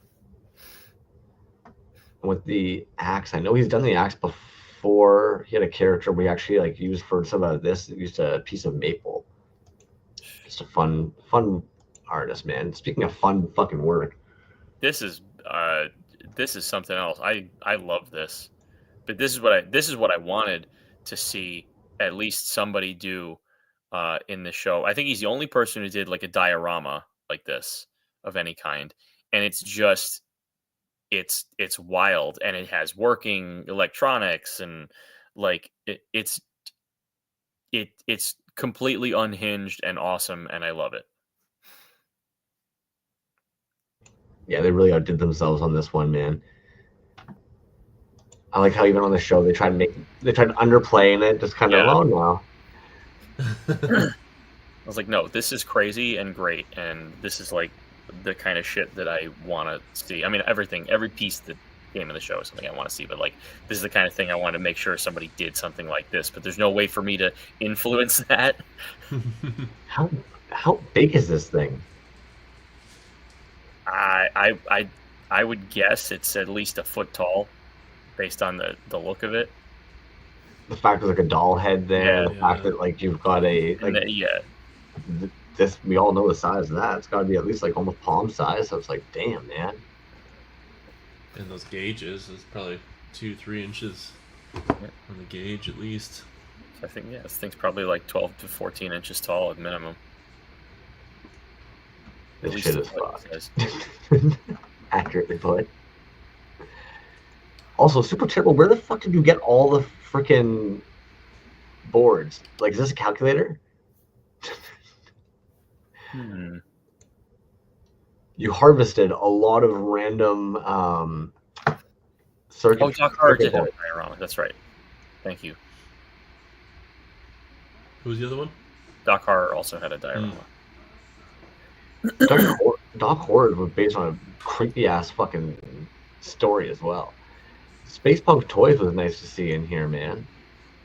Oh, he's a gem. I'm so glad he joined. Such wild quality of work. So far, so many different pieces, man. And again, we're gonna probably go back to that 1,000 times, but like the fact that we've got all things. Straight up 3.75. Yeah, but I'm looking at that head, and that is like a Remco 5.5 skeleton head type thing, or like a Warriors of the Underworld, but he's shrunken it down here to 3.75. See, my brain immediately went to, did any of you guys have like the Rampage toys back as a kid? Like from the video game? For the video game, yeah. No. The gorilla, for some reason, came with like a skull helmet that you could put over top of his like squishy rubbery head. Huh. I think that's where I thought it. That they made a movie out of those games made me forget that those games existed. Fair. Because it was a terrible The Rock vehicle. Yep. I used to pump a lot of quarters into Rampage at the local Pizza Hut, dude. Great game. Mm-hmm. Yeah, this is cool. This is a cool figure out. I do want to know where that skull came from. It's cool. It's got the unique. It's got those like canines. Yeah, the canines are what's driving it. Yeah, and the blocked-in portion here. Yeah, and I'm a sucker for skulls. Mm-hmm. Well, a skull head on anything makes it infinitely cooler. Mm-hmm. Agreed. Of course, Zyma got rubbed in that they own the arcade game. Oh yeah. Slowpore's an interesting one, man. Their work alone, it's so diverse. They've got some stuff that's like insane 5.5s, and they've got some stuff that's like these crazy little like Keshi guys. Little cupies. Mm-hmm. But look at these; they're adorable. They are. I don't know what this suit's so from, but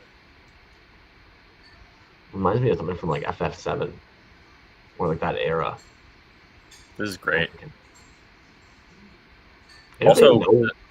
the color palette choice here is very different. Yeah. Like in a really good way, because like it looks like a combination of colors that for some reason we don't see a lot of in toys. Like that light blue. I think it's because a lot of these tones are tones that you would typically see associated with like a girl's toy or whatever. Yeah. And we're used to looking at action figures, but now, you know, when you take it on this little like mini like Gundam style body and you've given it this palette, like it actually looks really, really cool. Mm-hmm. As I say, it kind of feels like Precious Moments type of a color palette, you know? Or like Polly Pocket. Yeah, Polly Pocket. That's a good one. Yeah. If anything, I feel like we saw this the gold and the red on that earlier figure this evening, but typically you're spot on that we don't see that. It's normally going to be like the more of a silver riding on that. Yeah. But we ended up seeing it again here on the Bomberman toys. There's some gold there too, yeah. I wonder if that even just had to do with like people's ideas of like rust and copper on robots. But great addition with the lamb heads being it around the Easter time. Mm-hmm. Yeah, that's great. And his piece from the first show was like it was like an elaborately packaged like robot with like a Qui-Gon Jinn head that looked like Jesus. The packaging was like a crucifix. He's gonna find it.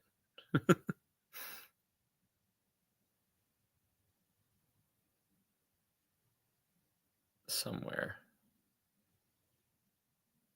Yeah, you passed it. Apparently, some of you guys make too much. That's the Oh, the other one. that one in the middle. No, that one. Yes. Damn. Oh yeah, the card. It's so good. Yeah, like Transformers crucifix, but it's a battle droid body with Qui-Gon Jinn's head. Dude. It's good. It's real good. So it's just like I was stoked. I was stoked to see a lot of new faces this year, but there were a lot of faces that I was like, yes, thank God you came back. Fair. I swear it went through these pieces last year in that show too, but I feel like it's like a whole new. You're so many revisiting shows. some things I've forgotten about. I'm with you, man. Feels like it was an eternity ago. I don't remember seeing this one by Shotgun Karaoke. This is fun as hell, man. More interesting color palette on this. This almost matches the other two that we were talking about. It's these atypical like action figure colors, but they work really well. That's Yeah, fun. this one looks like a popsicle or something. It does look like I want to eat it. Yeah. Those stupid ones they always looked better than they would actually taste, but they're like a triangle on a stick. Mm-hmm. And it would be like this color palette. And every time they always looked so good, but you'd spend forever trying to get the stupid plastic off of it. You'd finally get it off, and then you can't actually suck on it or bite through it. It's almost too soft, but anyway. It's like an Astropop. Boom. There it is. I think. But these bits of silver really fucking drive it home, man. Mm-hmm. And the more looking at it, it's actually hard for me to know if they actually airbrushed. Okay. I don't know what the hell his head is. It's fun. I've gotten way into these like RoboCop bootlegs lately too, and this totally reminds me of something that you would have seen in the '90s. You know, that was just sort of like it's sort of RoboCop, but it's also sort of Power Rangers, and the kids will like it. You know what I mean? Robo Ranger. Yeah. It's funny that you mentioned that because even Dookie just asked Soma because it's like, yeah, holy fuck, man. And Simon, I think when you were on, you even actually mentioned yellow is your favorite color to use. And recently you posted where you were adding the yellow, and it is kind of insane when you actually realize how much yellow can affect all the other colors to give you such a beautiful gradient. That's something we don't even really talk about too often anymore, man. Like the hard gradients on figures versus like the marbled gradients. Jeez. The Shegler brothers just dropping it. Yeah. What's funny too is I'm pretty sure just last week we were talking about their account being one of the ones that they have the like fake toy account as well. So to see them just kind of fucking bust this out definitely felt kind of like when someone just unzips and proves how big, you know? the little scepter made out of the Masters of the Universe mace with like a Chinasaur head on top of it is my favorite thing in this whole piece. Like it's an amazing piece, but that little detail is just so cool. It's those silly. like Motu arms, those little tiny Motu arms. It's big jacked arms, but they're still tiny because he's a T-Rex. Look at that. It's good. What's nice too is do you guys remember like the vehicle that would have come out back in the day? It had like the spinning red blade portions around it as well, or like even like the horses that came out for that set. These guns and adaptations sit just right in there, man. Like this thing would easily fit alongside so many of those old 90 toys that we would have had. It's like a Dino Rider's fever dream. It's like a mashup of Down Riders and Motu. Yes. Where's the yes, you had to it's this guy. This one's so good. Man, so good.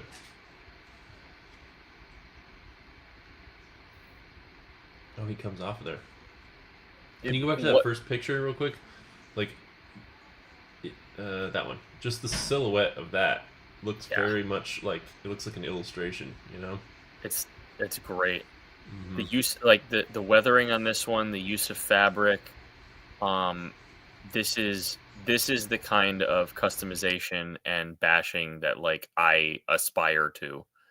Because this is next level. When you look, because he showed the I don't know if it's in the same post, but he posted some process shots of this figure, and that skull started out its life. I think it's actually just in the same post. But that skull started out its life as like one of those like cheap Halloween decoration skulls. Like yeah. That's it.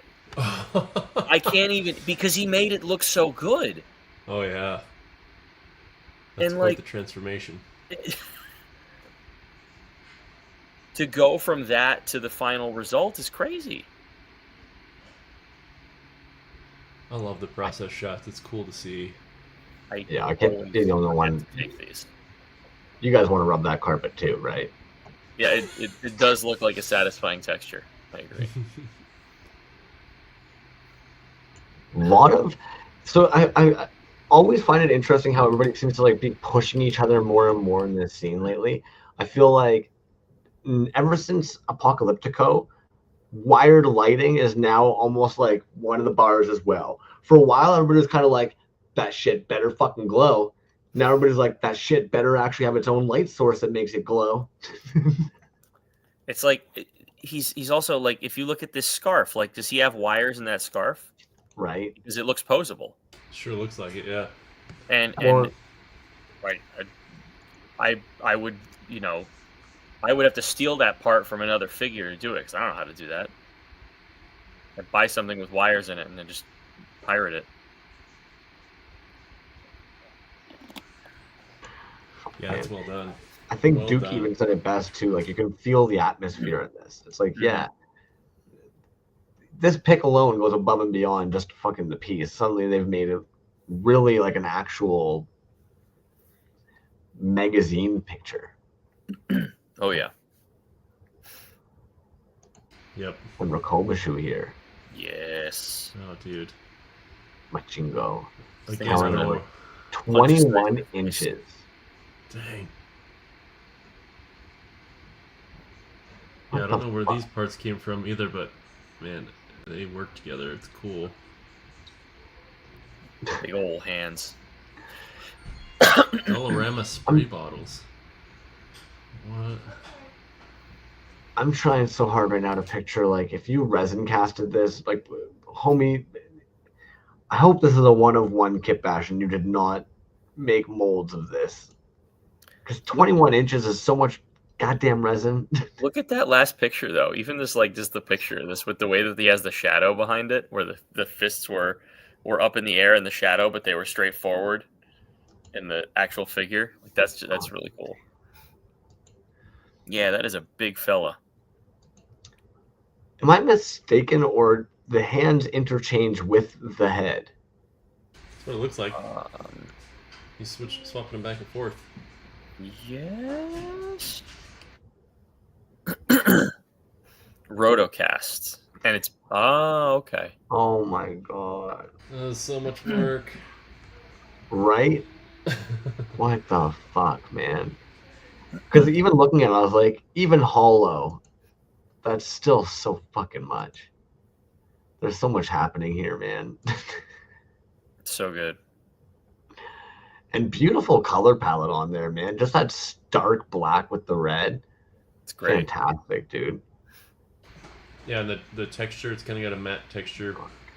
Like, pictures make it look very vinyl. Looks like vinyl. Yeah. I mean, if you saw a picture of this, like, with no context, I would just say this is like a vinyl. And yeah, look, it is interchangeable. That's crazy. Just swapping out. Fun piece, man. I love also like all the little hot dogs getting shot off in there. Damn, man. Remakes plethora. Lee killing it with this. Look at that. Dude, again, the silhouette on this one is just iconic. What is the back of it? Like, what is the crucifix here? It's wild. It looks like I love it. it's supposed to be like pipe, I guess, but I don't know. It's fantastic. It is. It's a transformation. And it's huge. Clearly, yeah, that's scale. But doing it in just this like platinum silver, chromy look to it is perfect. I love the nice little like the spray can here. This looks almost like the TMNT sewer stuff, even though it's probably hand sculpted or digitally sculpted. And then you've got like this reminds me of those like 90s snake chains. It's like I don't know, the back kind of reminds me of like, I don't know, like the inner workings of like a robot from like Ghost in the Shell or something. 100%.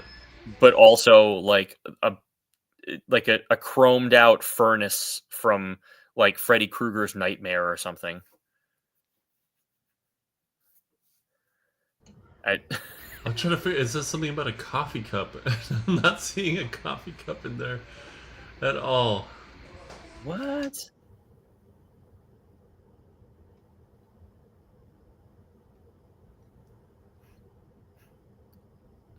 I see no coffee cup. Yeah, me neither. I'm gonna stare at this for like 12 more hours though.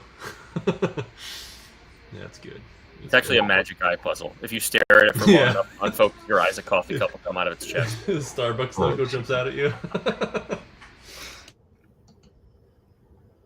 Even the little bird chilling over there, such a nice little touch. Yeah. Well done. Cowboy-esque vest. Are Cowboys in this season? Is that what's up? Did Cowboys are in? Did Apparently they ever go Cowboys out? are in. Touche. I don't know. I'm not a very stylish character here. I'd start wearing cowboy gear, I guess. Look at the Kang heads. Kang, that's what it is. I was like, is that Galactus? Yeah, Secret Wars that Kang. makes sense. Yep. That's dope. It is dope. So many random pieces in here. Oh, Rambo Kiss is awesome. Man. R2-D2 legs? But I mean, yeah, I think the feet. Maybe not the legs, but well, maybe the legs, but the center leg is just the foot, and then it looks like there's a torso. Yeah. And that he's attached the legs to where the arms would go. Mm-hmm. From some other droid, but then he's got the Kang head dropped on top. And then like that would be a torso, and then this third leg is like where the crotch would be. See, I'm picturing some kind of Star Wars ship miniature for the body. Oh, maybe. Resin kit bash figure, 2 points made at articulation. Not a clue. Ooh, I like the backer. That's a good backer too. Mm-hmm. Does he have a website, or is he Instagram direct message? Instagram direct message. Okay. Those are really good. Oh no, Big Cartel. Heyo. Or okay, direct message. It's just like my big cartel. Nothing in it. Honestly, man, the fees and stuff to keep those things going, I don't blame you guys, especially if you're not doing regular drops. Quo Vadis. Oh yeah. Mm-hmm. 100% hand sculpted. Something very unique. Always. Is Quo Vadis the one that does the wheelchair electrical zombie dude? Yes. Yeah. Such a fucking whack piece. Oh, that guy, yeah. This is one of 2 pieces that he did. I'm glad you mentioned that because almost forgot about this dude. And this one reminds me of Cronin Builder Oh, yeah. a little bit, but also like Tetsuo the Iron Man. Definitely Tetsuo. So, but Man, we haven't talked about Cronin Builder in a long time. Is there like a video game or something now? Is he? Yeah, That's awesome. and I owe that guy a lot, not like monetarily, but like that was my first like show, was like a Halloween show thing that he had put on, and I that was where like Brian first bought one of my pieces, and Nice. like kind of launched me a little bit into this bunch of weirdos that we are. That's awesome. But like, I yeah, remember that show. I remember that show. Yeah. Yeah, I had sent him a few pieces for it, and he did like all the creepy videos, and it was cool. Mm-hmm.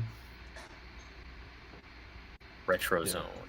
Yeah, I jumped back a couple because I have no idea how we missed Retro Zone, and we also skipped over this fun TMNT one. I believe it's Recycled Galaxy. There we go. Yeah. Oh, rad. But Oh, this is back to the primary colors, dude.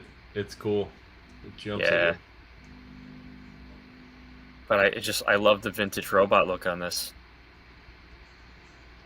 Sculpted in Nomad, printed on Elegoo Saturn II. Inspired by the Japanese robot toys of the 1970s and 80s. So good. You can see the is it Robotech that had the thing in the front like that? Yes. Or Voltron, maybe. Voltron. One of those. Anyway, probably both are influences here. Yeah. Crusader. Gotta love the primary colors though, and then like it's good. It's real good. So we had seen this, a little bit of this in a group chat that we have, and he was trying to figure out where to go with the hands on it, because he had different hands originally in his 3D sculpt, and when he landed on making them this sort of like flexy spring texture that the elbows and thighs are, it really like it kind of took the piece where it wanted to be. It was really awesome to see. Yeah, I dig that. It's like Robbie the Robot or something like that. And then again, what's with like the sombrero-y cowboy hats, guys? He's festive. It's Easter, if they make this figure at a large enough scale, you can actually serve nachos in his head. I don't know if it's summer or what, but I'm definitely like a fiend for nachos lately, man. It's just so easy, you know. Throw them in the oven, melt some cheese. Life is done. Fuck the world. Recycled Galaxy. I'm actually gonna go over to their page though, because they have it where it shows everything this thing does. Yeah.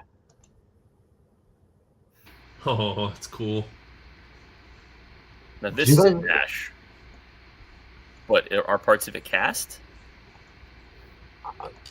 Good question. Unproduced TMNT design from a vintage toy catalog based on precursor toy line of the Star Years line. Oh, I haven't thought about the Star Years in a while. Huh.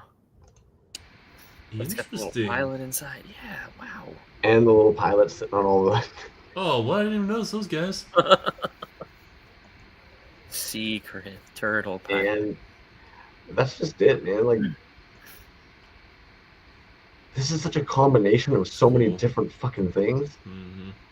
It looks like it walks slowly, like one of those toys that was like a kit that you would build, and it had like a rudimentary motor in it, and when you wound it up, the like gears would turn and it would walk forward. They like do that with their feet. Yes. Yeah. Oh, there's the picture of the proto. There. Produced toy at a toy fair in '94. What's kind of jokes is crazy. I have a funny feeling that's the Z-Bot body. as a like the big. Anyways, I like also though that he took this promotional toy that was never made from a catalog, and he didn't recreate it verbatim. Yeah. no, He put his own spin on it, which is really cool because you can tell obviously that it's inspired by that if you have those two images side by side, but like it's not an exact recreation. It's got its own vibe to it, which is neat. oh yeah, I'd play with this. 100%. Turtle I, power. I'm sure somebody in the chat remembers that it's not part of the Starters line, but there was a separate like toy line where it was a bunch of little like silver dudes and yellow dudes, and they would sit in pieces just like this that also clipped into like little holes on the larger piece. Anyways, Jimmy Folklore. right? Get on it. Where are you, homie? You talking about the ones that just had like a hinge in the middle at the waist, and they would just do that? Yeah. Yeah. And they were super tiny. Mm-hmm. And Help us out, again, Jimmy. back to how it's like there was something about fucking dudes sitting in cockpits back in the day. Putting little guys inside of things was apparently the big deal back in the day. I'm Q still Dog. into it. Definitely somebody that I was not following before this show, man. This is 1917. this is giving me like a little bit of Sid from Toy Story vibes in a good way. Yeah. There's definitely a lot happening in there. I cannot place any of those pieces. 1973 Maytel body, resin head, old printer fuser parts, and acrylic paint. Nice. Oh, trippy. I love that he used printer parts. Yeah, that's awesome. When you can see, yeah. Oh, it's like superposable. Huh. Trippy. That's rad. Yeah, I wasn't expecting little- that. Little dude, look at that. He's got How little big is ears. this thing? That's got to be a little train set person. That's good. Yeah, that's funny. The caboose. Well played. Love it. Yeah, awesome. Which is something very unique. Speaking of, Now, This I is, couldn't tell if he casted these directly in the resin wall or if they were attached. Like, that's in there, right? yeah, those LEDs So- look like they're cast inside the resin. Every now and then, if we read, nice. Lights double cast to the resin, Well, reading. Come on. right? Can't be that nerdy. This is great. I love the resin cast card back anyway, but like when he first did them, but now to feature it for the show and then have the LEDs like inside of it's very cool. Yeah, the brick walls are just it's kind of sick 'cause I think most of us as artists have fucked with them at some point or another. It's definitely in like the realm of punk rock art. Hmm. And then, of course, throwing a little fetus in there. How do you not? Well, it's wonderful. Resin android fetus. That's where they come from, the androids. Fucking Pikmins, man. Dude had a busy month. Yeah. He's a machine. Fuck, man, absolutely. Warbletron? Archibot Warbletron. But like this is just all complete original sculpt. Kind of gorgeous paint that. Just Mm-hmm. so good. Look at his mustache. That's what we all aspire. I And like the old- little rolly feet. Like it's like a rolly chair Mm-hmm. bottom. It's awesome. Get that vintage Shure microphone. Mm-hmm. Beautifully done, dude. I love this. They said he made two for the show to have done for the show, but he wants to do a small run of them. I believe He's in the chat. Fair.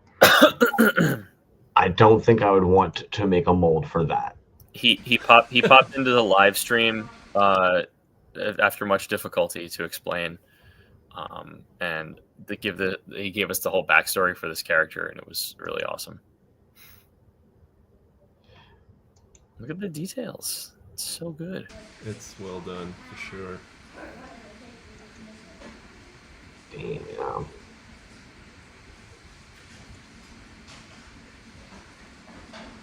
Yeah. Beautiful concept. Great idea. Skills. Great paint too. 48 hours is fucking stupid. Yeah, that's crazy. I forgot that they had posted. They basically decided the morning of until the night too. He was in the group chat too, being like, I am just like plowing through this, getting it done for the show. And then, of course, you were talking about the Phantom Lake earlier, man. Dude, Like, it just blew me away. the two previous Phantom Lake pieces that I have, and you get it in the mail and you open it up and it's like sealed inside the paper. You have to tear the perforation to free it. And I'm like, am I ruining this? I know. Like, I didn't want it. It's a cruel joke he plays on us. But it's so beautiful. Mm-hmm. Look at how I don't know how he's doing any of this. Is he printing it all in his home? I think so. I mean, I think so too. But like all of like the intricacies of like the texture in the paper, and like I said, like perforations and like these little details are all like just it's unfathomable to me in a good way. He's got all these little like nods to sci-fi movies, like the unicorn, origami unicorn there. Mm-hmm. The Electric Dreams. There's my bro right there. Scantron. Mm-hmm. And the it'll foil, come perfectly sealed in this little thing. the foil prints. Oh, Do you want a it's so Bibles good. it comes with? Mm-hmm. These were a limited edition of 13, I think it said. He likes 13. He kept number 13 when we did our figure together. He's like, I'll give you all the rest, but I'm keeping 13. And this, I don't even know what the heck is going on here. It's got metal screws holding it together, or rivets, does it say? Oh. It says it in the description. I don't remember if it was screws or rivets. Metal portfolio screws. Portfolio screws. Trippy. Yeah, it's cool. That's just like Chicago screws. Oh, those are like the little two-piece screws that hold the papers together. I gotcha. I cannot wait to hold it in my hands and debate whether or not I should open it because I feel like I'm wrecking it.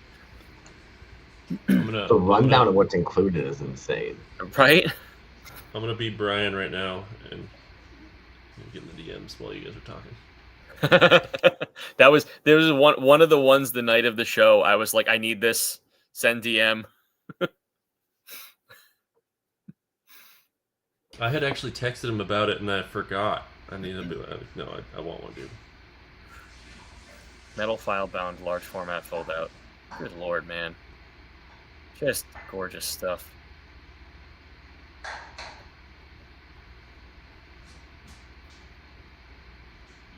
See, back to how it's like shows like this, we just get such a variety of work, and it's so sick that we just have so many different creative, talented individuals in this scene that we do end up seeing such a wide variety of this kind of stuff. Yeah.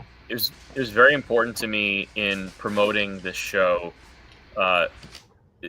in both the first and second time around, but more so in the second time around, to say like all mediums are accepted, because I wanted this kind of stuff. I wanted stuff that wasn't not that there's anything wrong with a show that's just toys. For my show, I wanted like all kinds of people to do paintings or print work or all kinds of crazy stuff. I wanted different shit. Weird circuit board dioramas with baby heads in them. I would tend to agree with you, man. I feel like it exposes a lot of us to different individuals, and it also encourages certain people outside of our realm to actually take a shot in something like a show they wouldn't otherwise take a shot at. Right. And it's like, as an artist of any kind, you're going to be inspired by stuff that's not just your medium. You're going to be inspired by any kind of art that you look at. I mean, if you should be inspired by any kind of art that you're going to look at. So it's like when you put it all in one place and you get everyone here to look at it, it's like, I hope that somebody who is in this show looks at another piece from somebody else in this show and said, I want to do something like that, but my way. Because that's awesome. Totally agree, man. DT O'Keefe even actually added as well with the previous, with their piece they released, the IBM punch card is a puzzle to solve. A hand-punched message. Oh, Jesus. I'll never figure it out. I don't even that's next level, man. I think that's what's often kind of interesting about this entire scene as well, is it's so much more beyond just a like indie toy scene or something, because a lot of times it is actually just DIY makers in general. People kind of seeing how companies or operations do things and being like, well, somebody had to have done that at one point by themselves or by hand, and then giving it a whirl. Damn. This is another artist I hadn't seen until this show, the Arsene and a Cone. Sorry. Mm-hmm. He was in the first show as well. Oh, damn. The very different piece, but this is like just like a really awesome Astro Boy send up here. Mm-hmm. Oh, that's cool. The backer? Yeah, he did some illustrated work for the first show and figures, and then it was weird, not weird, like not bad weird, but like cool weird when he put the images out for the first show. It almost looked like they were digital illustrations, but they were photo edits of the pictures that he took of his figures that he made. Huh. And I like, when you finally went through and clicked on it, I'm like, oh, it's a toy, but he's processed the image of it so that it almost looks like a digital illustration. It was very cool. That is cool. Well, then, meanwhile, what I find interesting about this one is this is a digital piece done on Procreate, but everything in my brain was screaming paint on canvas. Yeah. Yep. With like hard marker.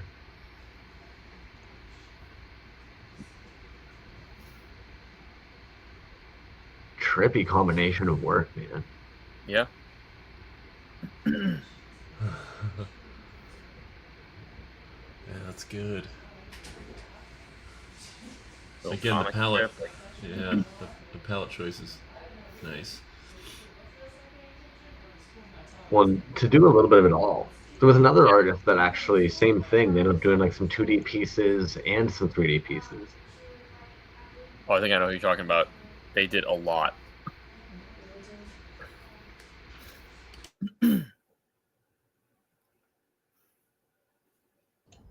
Frank Miller's RoboCop.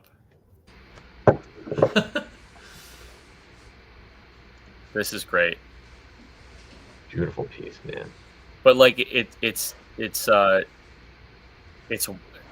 cool too because it's a reference to a very specific set of RoboCop comics, you know.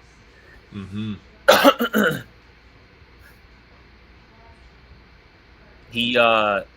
This was 8 molds. Oh, dang. He said, I believe. I don't know if he's in the chat, but in a group chat, he said this was an 8 mold piece, I believe. I feel like that's one of those pieces though, like there is people who would want a copy of that. Oh yeah. Yeah, if he makes more of these, he could easily like take, 10 of them to a show and clear out at the right price for sure. God damn, man, those paint apps, the I color was gonna choice is just say, beautiful in the fucking bluey silver. yeah, I don't know how you do that, but he did it really well. Really good. Dead or alive, you're coming with me.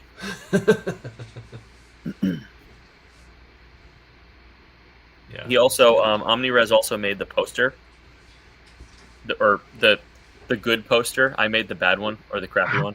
How did that come into fruition, man? So we still have the group chat from last year's Robot Resurrection show. There's like, I don't know, maybe 25 people in it still. Everyone else just like kind of dropped out over time. I just never deleted it. So we just still talk in there. And I was struggling to make a poster for the show that wasn't just the exact same thing that I did for the teaser poster, which is what I ended up making anyway. And I just put it in the chat like, hey, does anybody want to throw a poster together? Because I can't do this right now. I didn't have time, and I was just like struggling with the concept of what I wanted to look like. And he was just like, yeah, I have a free day tomorrow. I'll take a crack at it. And he made the one with the hand coming out of the grits. I love it. It ended up being really awesome. And special thanks to him for doing that, because he saved my butt. Love it. I felt like, yeah, man, so many different talented individuals in this scene of multidisciplinaries. I love that. There's always like somebody who you can reach out to when you have a question about something, or like if you need advice, or, you know, in this case, to make a poster, like somebody has that discipline that you don't have and is willing to share that with you. I even actually loved it. Vomiting Droids recently posted where they were sharing some of their old like pins and stickers and stuff, and they had one where they mentioned, or business cards, how one they had made had been AI, and they just kind of said like, I only made it one time. I probably won't make any more of this one. Instead of using AI, reach out to your friends and other people. It's kind of like, yeah, of course, like it is all fun, but when you realize it's like we have all these talented other homies in the scene you can reach to, it's like, yeah, just might as well go that route. RR25 lighted robot resurrection bootleg, two-headed alien robot by Peruvian. He had another name that he goes by for toys also. So I'm making sure I have this right. My Peruvian Plastic Detox. I think it's the same Instagram, but I was debating how to depict that on the poster because I was just doing everybody's Instagram handle, and I just ended up going with Peruvian. But I don't know if they prefer Plastic Detox or Peruvian. I'll admit, I think more like most commonly that's how I would know them as well. Is Peruvian. I'm trying to figure out how they're rotating the frickin'. Is it more simple than my tiny brain is realizing? Like the swapping of the dudes. Double-sided. I don't know, but I'm loving it though. Mm-hmm. Yeah, no, it's not double-sided. Oh, and the little chest bursters coming out the top there too. Yeah, that's awesome. There's a lot of different elements going on here. Yeah, I feel like a brain dead yokel trying to figure out how the hell this part is swapping over to the. Is there a little green? Maybe rotate the head. No, it's a little. Is it lenticular? We probably seem like a bunch of potheads right now. Oh, he's got lights. That's really cool. It is cool. I'm still waiting for it to spin or turn or something. These were carded as well, I think. What the fuck? Yep. Yeah, he's got a blister. Dang. That's a cool card too. Now, does he have a web store, or do I have to DM him to own this? Ooh. Looks like a DM only. Hovering over, I don't see store info. I'm still trying to figure out how the hell, because like how. Wait, go back. Is the head in a different position in the other picture? No. Because that was my thought too. Maybe. Oh, he says the card art is Barbarian Rage. Nice.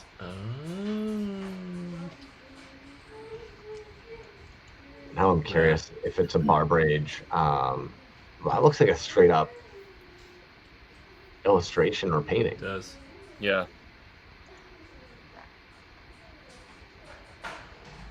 Probably something that he did for one of the R2 figures that he had made at some point. Damn. Nick Nightmare Studios. This is super out of the realm of their usual stuff. Is that one of the Tarman? on an R2? I love this.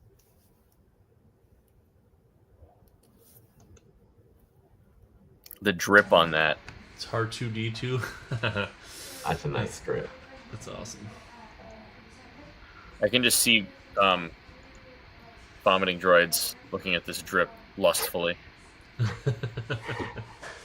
It's funny you say that because there's actually a piece I have with like a little surfboarder, and that's one of like the only comments vomiting droid said when I ended up posting at one point was those drips. Dude's got a thing for the drip. This goes together too well, man. Yeah. The neon green on black just like works really well.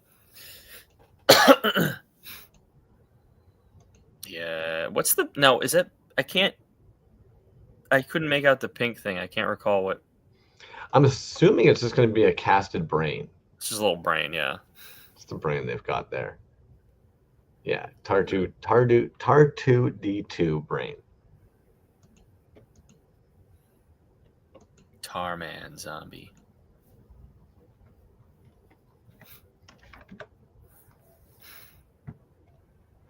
This was an interesting one because I don't believe this artist typically works in this realm as well. They do bashing and airbrush stuff. Oh, fair. They've been a follower of mine for a while, and a customer, actually. And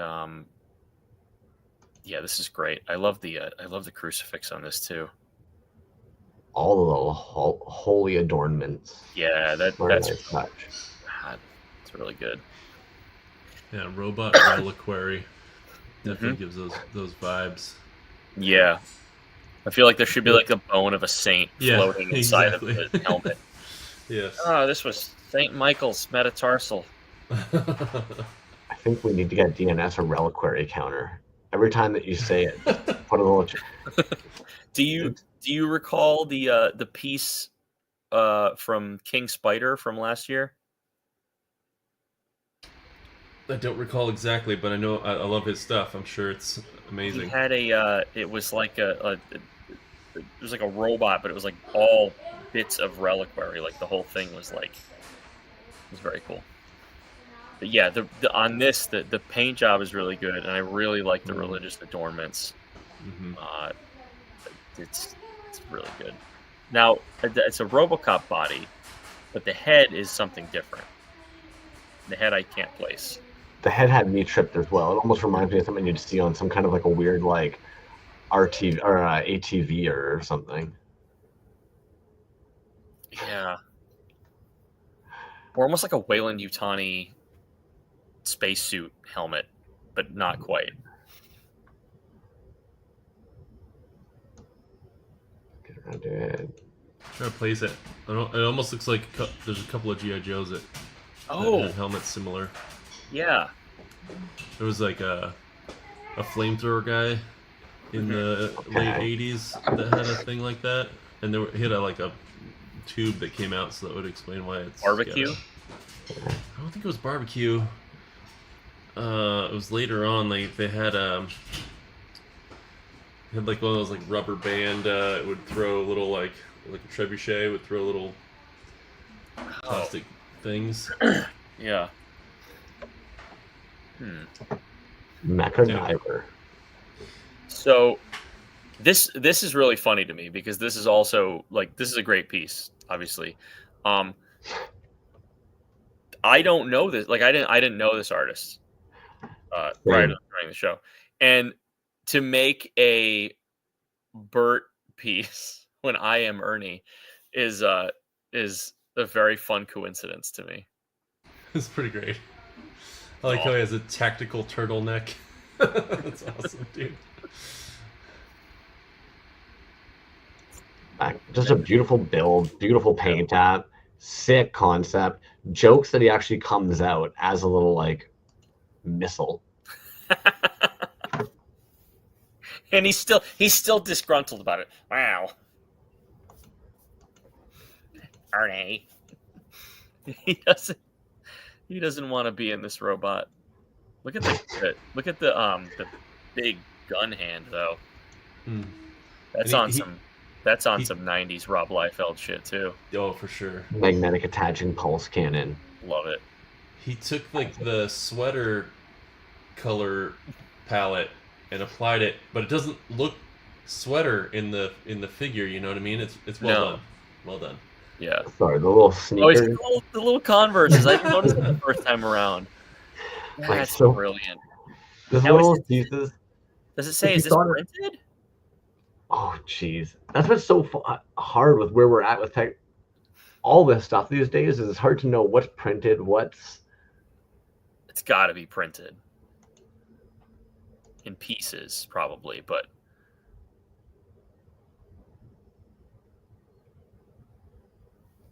Like good. That's a good build. It's cool. Bashed. Is it bashed? Look at that. Yeah. Wow. Oh, so stupid, man. Once you even see some of these parts, you're kind of like, okay, yeah. Yeah. But it's bashed. Oh my goodness. Damn. Mashing up over 5 figures. That's a great bash, great paint job. That came together so freaking good. Awesome. For frick's sakes, man. Massive mini horse. Full resin backer, if I'm not mistaken, as well. Impressive. Just such a beautiful fucking touch, man. Those sit sick on that card. Mm-hmm. It's like a little playset. I love it. That's a nice touch. Throwing the maker mark on the back. It's very cool. That's a lot of fucking resin, man. It's like a weird combination of like 8-bit Mike in there with like the little toys casted in a block. I was thinking, yeah. The Vader head on like that final faction body. It's so fucking cool. Oh, the second part of my 2-part mold did not come out as planned. I cast the front half anyway, which led to this random resin collage. But I mean, it's like a figure on a backer, but it's one like solid piece. Toyistic. I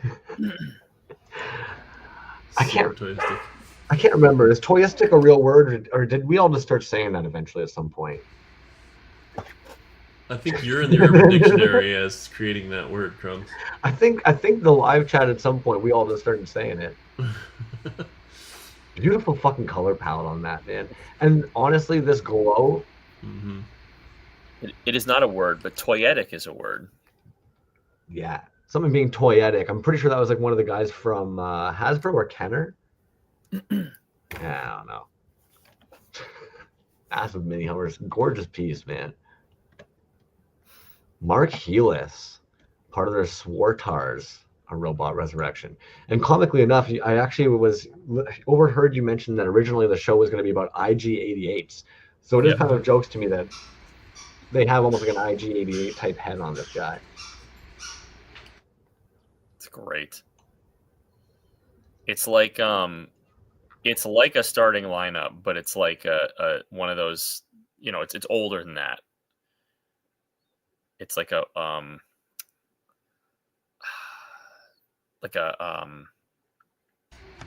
one of those Marx figures or something. Injection molded. Mm-hmm. Fair.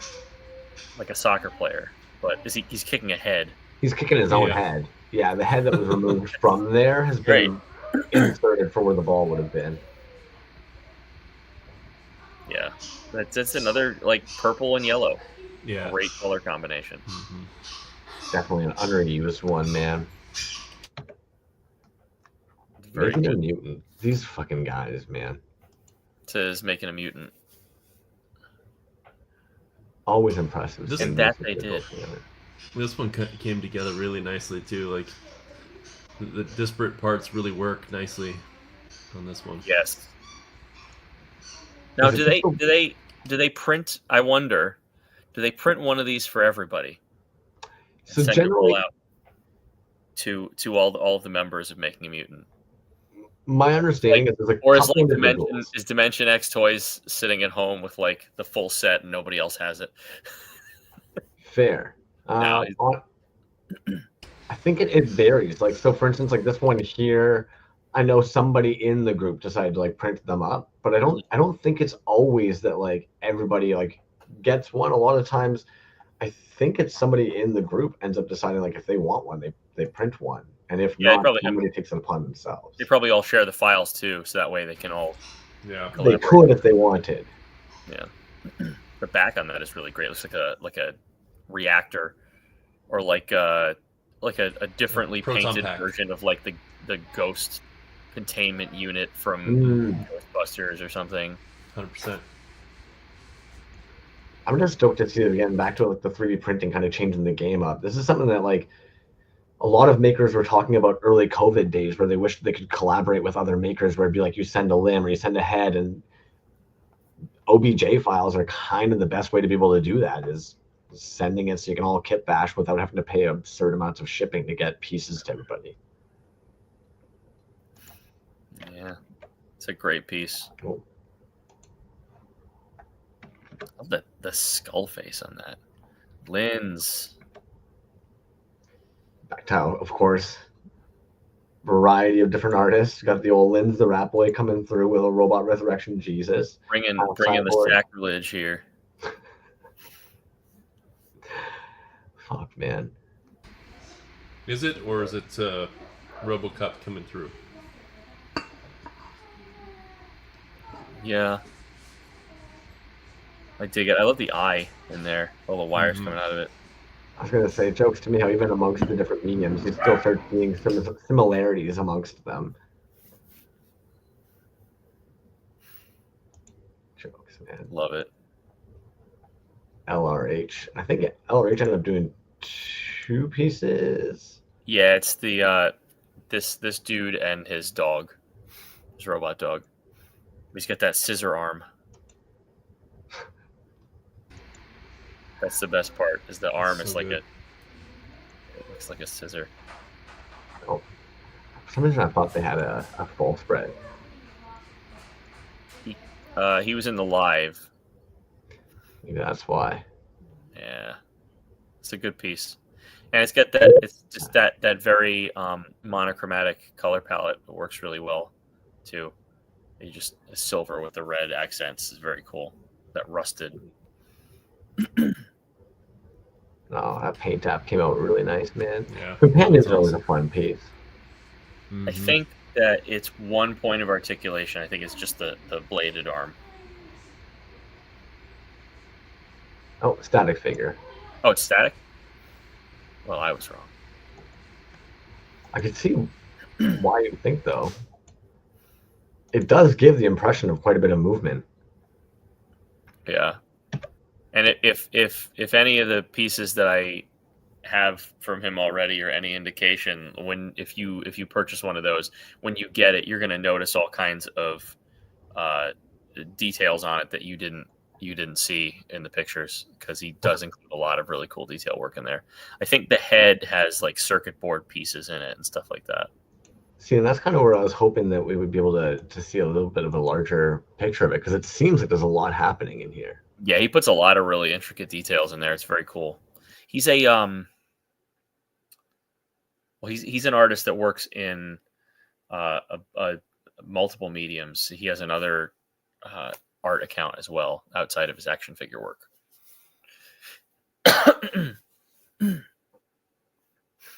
Oh, you have the other piece from his Robot Resurrection one. I have one. You must have the other one.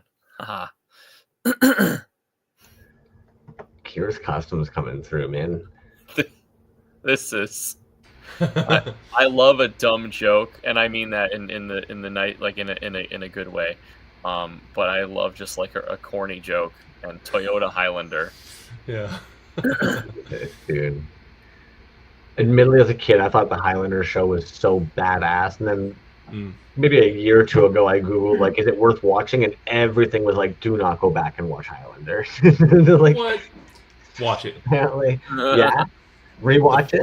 The first one. The other one's not so much, but the first one for sure. Frig, man. Great. I was glad to see Kira end up taking in part in this. A lot of times, like I know they do like injection molding for their pieces, so it was kind of nice seeing them do like a kit bash. Yeah, it was really cool. I love the ridiculousness of it. The play on the word. Yeah, that's awesome. He was very apologetic because he accidentally posted it in, like an hour early.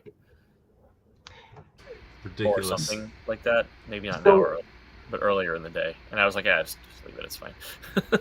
Well, and I'm not gonna make somebody like take it down and then repost it. I was gonna actually ask, like, what are your thoughts when that happens? Like, is it just kind of one of those things where you're like, ah, dang, is what it is, roll with the punches? It depends. If it's an hour early, I'm just like, whatever. Like, Brulio Toys accidentally scheduled his post for 8 a.m. instead of 8 p.m. And I happened to be on Instagram and saw it, and I just messaged him. I was like, hey, I think you scheduled it for 8 a.m. instead of 8 p.m. He was like, oh, sorry. I didn't ask him to take it down. I was just, whatever. It's the same day. It happens. But, like, it I think maybe a couple of people posted early, a couple of people posted late. It was pretty much all right on time. I think definitely when you're dealing with this many individuals, so many different time zones, the hardest, and especially like even actually Death and Strawberries and I deal with this all the time because they don't do what's that called? Daylight savings. Daylight savings. Yeah. Yep. Yeah, so Arizona does not do daylight savings. So we switch throughout the year. Sometimes I'm 3 hours difference, sometimes I'm 2 hours difference. And you wouldn't think that actually messes things up, but it really can make a big difference when like you just had your spring forward and all of a sudden you're now 3 hour difference from them instead of the 2. Yeah, my partner lives in Arizona and we talk on the phone every night, and half the year we're 2 hours apart and the other half of the year we're 3 hours apart, and it's like, oh my God. Yeah, that's tough. Quick rewire. Well, so I can only imagine. Like savings time, like it's a dumb concept to begin with, but it's made even worse when one state's like, no, we're not going to do it. Yeah, that's true. But now you've made it more complicated for everybody. True. You've made it more complicated. We're easy. I guess, yeah, you could make that argument, yeah. They have a good point there. Well, I'm going to pop back into Kajiki here. I'm going to abandon you guys and force you to discuss this sick-ass piece while I run away for a moment. Run away. It's glorious. Yeah, again, the color scheme here, I think, is... It's restrained and it's perfect. It's nice. People really nailed color this year. Yeah. Like, which is kind of a weird observation to make, but like across the board, like everybody looked at what they were making and said, this is the way it should be colored, and not overdoing it. Mm-hmm. Like everybody was like really conscious of that. And that's not a skill that I thought I had until like recently, in any sense. I still don't have that skill. It comes innately, I think. No, not at all. But I like how stout this guy looks because his arms are like so oversized. Yeah, he looks like a 5.5 scale Z-bot. I was gonna say it's like a 5.5 that like lost the middle section or something. He's squeezed. I can't place any of those parts though. No, I can't either. Space Invader got himself a little upgrade for RR2 with new Crusher Claws, Mega Boost Pack. Space Invader is ready to tackle the cosmos and lead the cause robotic revolution across the universe. Yes, he's cute, but beware because he is also dangerous. Space Invader stands 3 inches tall, 4.5 with antenna, 2.3 net articulation. He appears larger than he is. Yeah. I'm just a little guy. The back's really good. Yeah, that's cool. I think it's an update of his Robot Resurrection One Piece. Yeah. I'm looking. Kachiki is one of like, I guess what's so tough is so many are so busy, but like the dude doesn't miss. No. Agreed. Yeah, it's an updating of. It's like the same torso, but it has different arms. Yeah, that's cool. I like the claw arms. I might like the claw arms a little better. I think I do too. They're both so good. Because it also, you look at it and you're like, these arms are so big, how is it standing up? But he's got it standing up and posable, and I like that about it. That there's like, how did you make this work? I feel like the big giant arms almost, and even the big giant rocket packs, make it almost feel like it'd be more fun in hand. They're Toy Story figure arms? It's almost like this dude. If you're gonna make them short, being wide, feel good. Cage, what Toy Story figure has arms like that? Those are awesome.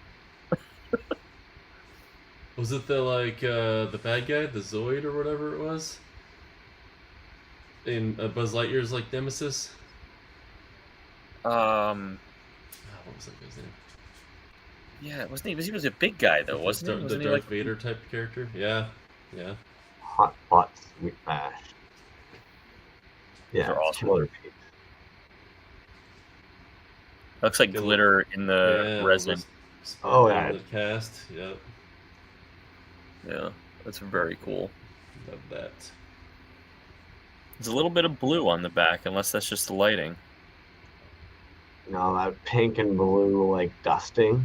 Yeah. Not sick. It's very subtle, and I like it.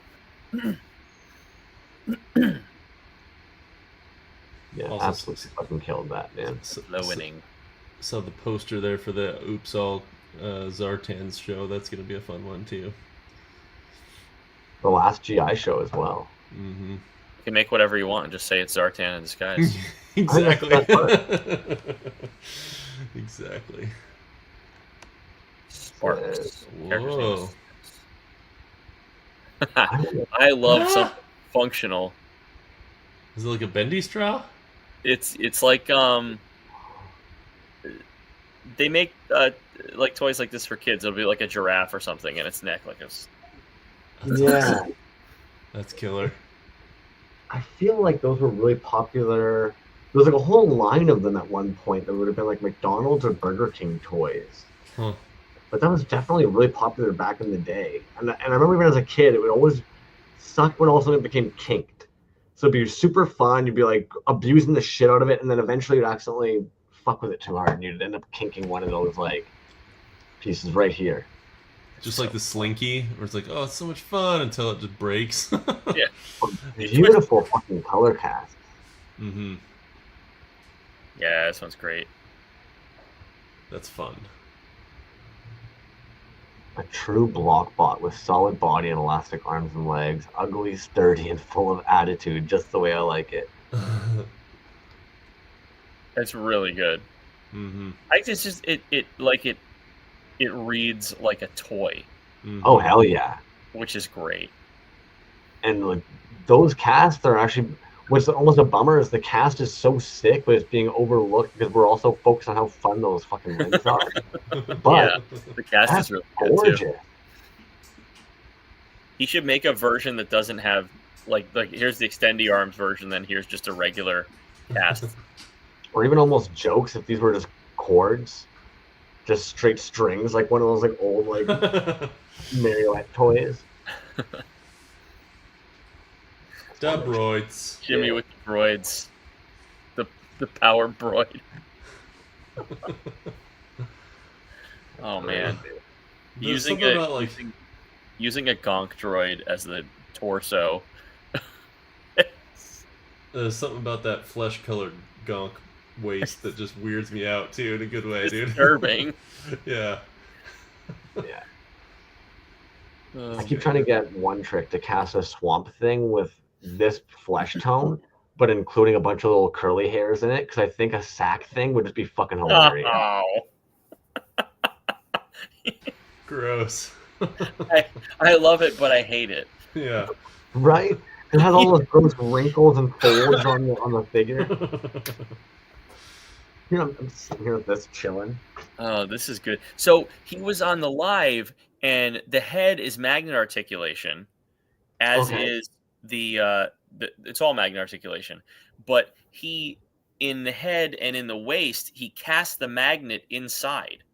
Nice. You can't see Oh, it. yeah. And then also the backer is reflective, like shiny, shiny reflective, and glow in the dark. Whoa. It's both. Whoa. And I don't know how you do that. My brain can't wrap it around it being like shiny, reflective, mirrored surface that also glows like crazy. Yeah. And I think he said that the whole backer card is like layers of vinyl. Huh. I dig the 9-volt battery idea Yes. there. It's cool. They're both variants of them are very cool. It's so good. That's a lot of fun. Also, folklore, homie, like your molding and casting has come a stupid long way, man. These are Killer. insanely clean.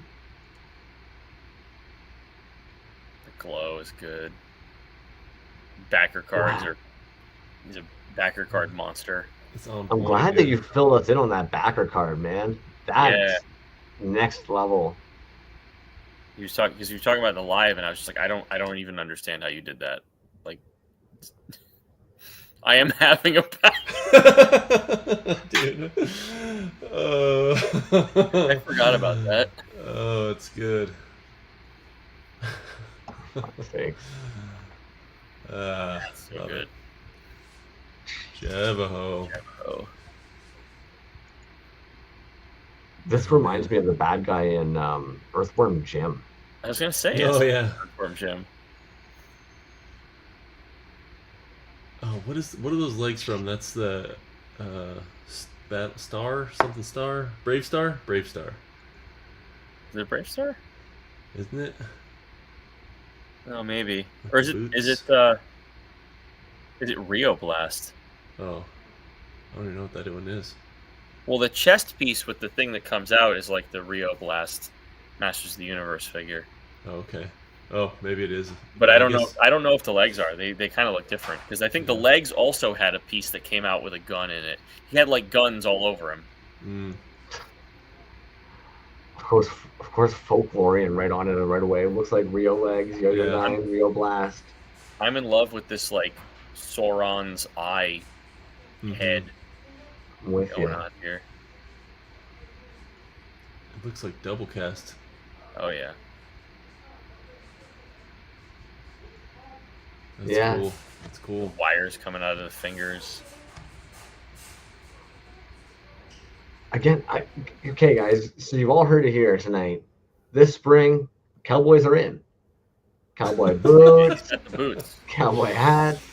Get on it. It's fucking Wild West, homies. Crumbs is gonna show up to the next episode of Toys Alive wearing a leather vest and Oh, Jesus. He's just gonna grow out that mustache into a big old curly thing. 10-gallon hat.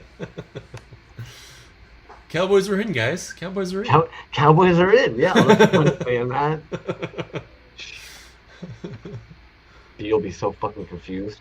This is the dude I was talking about that I hadn't heard of before that did a whole bunch of different pieces for this. Made like 45 things. They've Wow. got the action figures. You want to know what's great is if you look at the bodies on those guys, you might recognize them. Oh, Jesus. You guys are using the same Oh box? yeah. Yeah, It's the look at same. that. It's the same buck. Smart. It's a good buck, man. It's tremendous. I love it. Because it's not really like overly recognizable, but it still belongs in the realm we all recognize. There's lots of areas people like sink some paint. Yep. This dude went hams, man. These are so fucking fun. They're great. I remember seeing these. Yeah, this is very, Very robot resurrection, isn't it? It's very Easter with the sci-fi vibe. Oh, Yep. Cool. Those are cool. And this thing is just freaking gorgeous. Yeah. Wow. It's like, damn, dude was real inspired by the robot resurrection theme. So good. I love the Yes. Halo thing turned into like a circuit board. That's a cool idea. Yeah, it's really, really good. And then the other painted piece that he did, the other, I don't know, I think it's painted. Oh, look at Sort of more abstract, but this is also really cool. that. Mm-hmm. Just a lot of really fun work, man. And a little something of every medium. This little translucent stormtrooper guy. Oh yeah.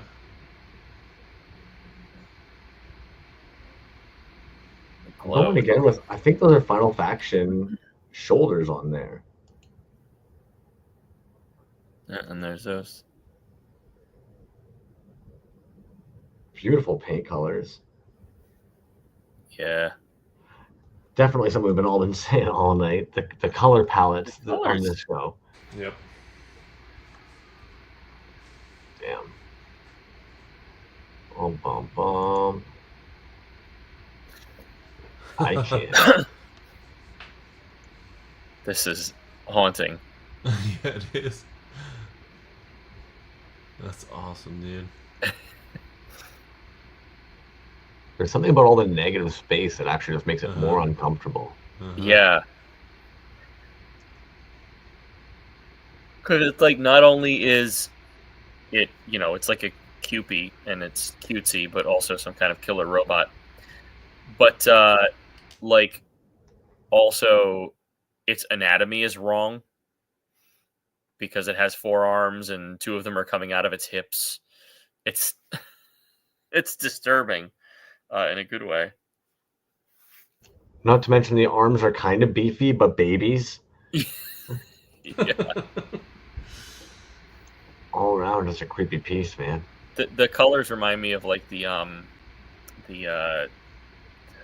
what's the loading suit from Aliens. The exosuit. There. Exosuit. Mm-hmm. And meanwhile, you've got your very like trash bin green. Yeah. Yeah, that thing. It's just kind of just gross. I love it. That comment, In a good terrifying. way. I love it. It's perfect. Yeah. Robot resurrection and her toys. Nice. I dig the OCP instead of the INRI up there. Like that's. It's Another one. choice. I was hoping there'd be a larger image on their page there. Yeah. It's great. The paintwork on this one is killer too. Like that's. I'm assuming it's Time one of into their that. casted robos. Mm-hmm. Yeah.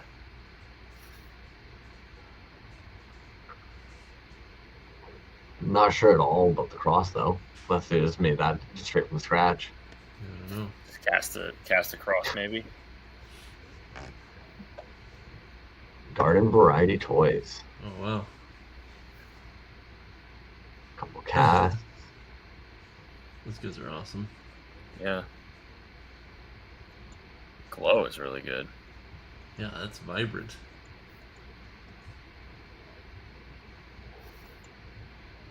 Like the Oh man, I wouldn't expect this dude to glow the way he does. no, Yeah. yeah. That's really good. That's a fucking gorgeous painting as well. Yeah, I like the he included a different piece of art to go with it too. Damn. It's creepy. Very much so. Yeah, that's cool. Carrying the little baby. It's like some sort of weird post-apocalyptic robot prophet. Very graphic novel-y. Artex 2.0. Oh, You this was have to great. try, Artax. You have to care. Right. Oh no. Trauma. This is just trauma. Uh-huh. Childhood trauma. Oh my god. It's okay, But you got also, Robot resurrected. Horse is pretty badass. Yeah. 110%, man. 1.5 to 2 inches tall. Made using a found toy plus resin and milliput and hand painted. If anything, still kind of reminds me of one of the Motu horses. Oh, Yeah. Stridor. Stridor, exactly. That So silver, blue, gold is fucking sharp. Mm-hmm. Artax. Such a fucking stupid piece. I love it. Damn, man. See, I love seeing the process stuff like this because admittedly, Yeah, there's so wow. often like I wouldn't even begin to understand what the heck and like, come on. It's a lot of work there. It's wild how like the paint just kind of brings it all together. Mm-hmm. Absolutely gorgeous. Flow of toys. Feigned. Are we that's only cool, at the S? Well, it's not really.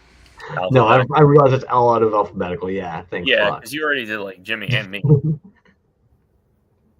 and Rokomashi.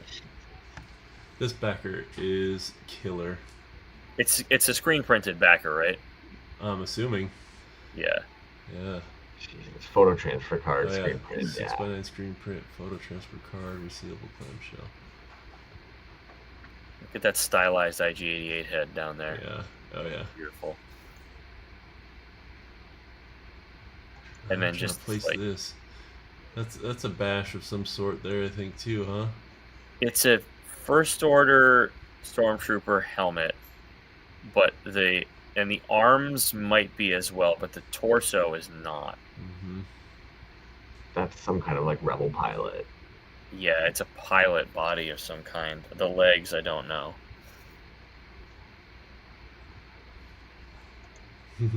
Brian, claim, please. Good. Poor guy. Getting called out every time his comments get seen. Bartender says, "Hey, we don't serve robots," and the robot says, "Oh, but someday you will." I'm trying to figure out if that was casted with like the powders poured in, or if it was actually just casted translucent and airbrushed, or I'm gonna hop out for just 1 second, guys. do it, man. Dookie. Joker. Creepy as fuck, man. Oh yeah. I tell, like, Can you hear what's going on in the background over there? oh heck yeah. Puppy love. Yeah. Revenant Nukabi 83. Returning the kit bashing original and resin cast parts together like I did back in 2018. I love it. Nice. Yeah, LM9's the same thing, man.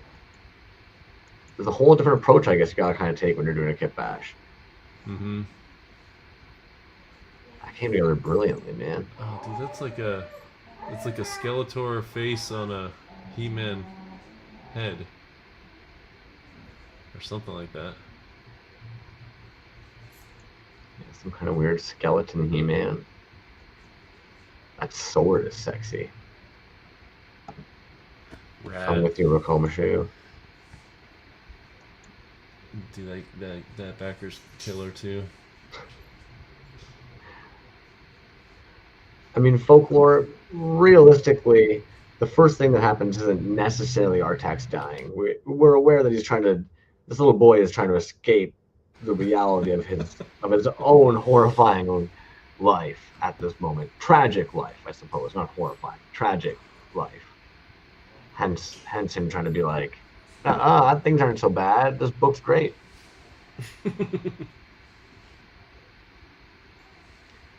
I'm with Roko. I need to know where homeboy gets his hair done as well. I'm also very curious about that power sword. Mm-hmm. Oh, forgot we ended up back. I keep doing that tonight. Instead of opening a fresh tab, just clicking directly on it, pulling us away from the.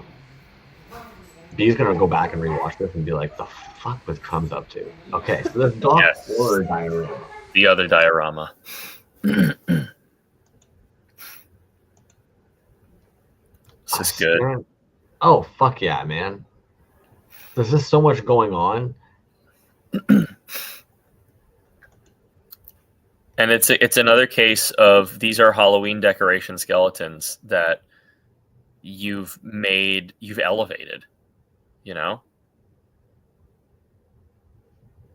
Wait, did that move?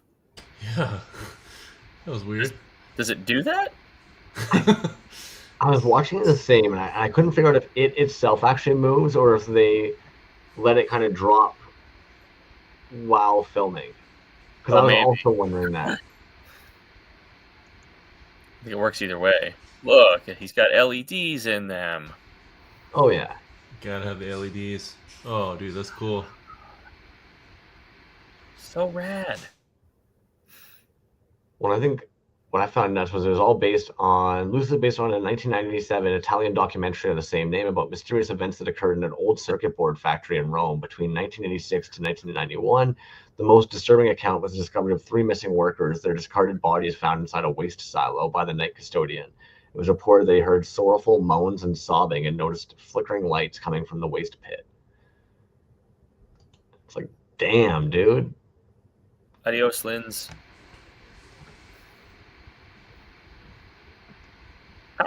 It's not classist banter against Halloween skeletons.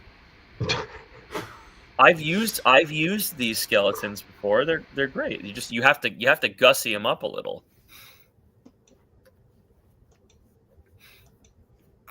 Yeah, they normally don't come looking weathered and aged and fucking like real skeletons. This is great. I love a diorama. Oh, well done. Yeah. Well done. Oh fuck, the Dplex custom ones. Soul of 3PO. And I think they had a couple. You know? It's like hologram inside. There you go. Oh, trippy.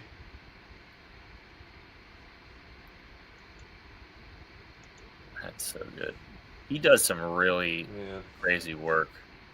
It's awesome on Masters of the Universe bodies, and then with the lights inside of it now. Maybe that is the thing. Maybe everybody's gonna be putting lights inside their toys. That's right. Suddenly everybody's like, "Fuck it." Night, Trey. Good You night. didn't want to do the 3-hour marathon, homie? How dare you? This is secretly why B isn't here tonight.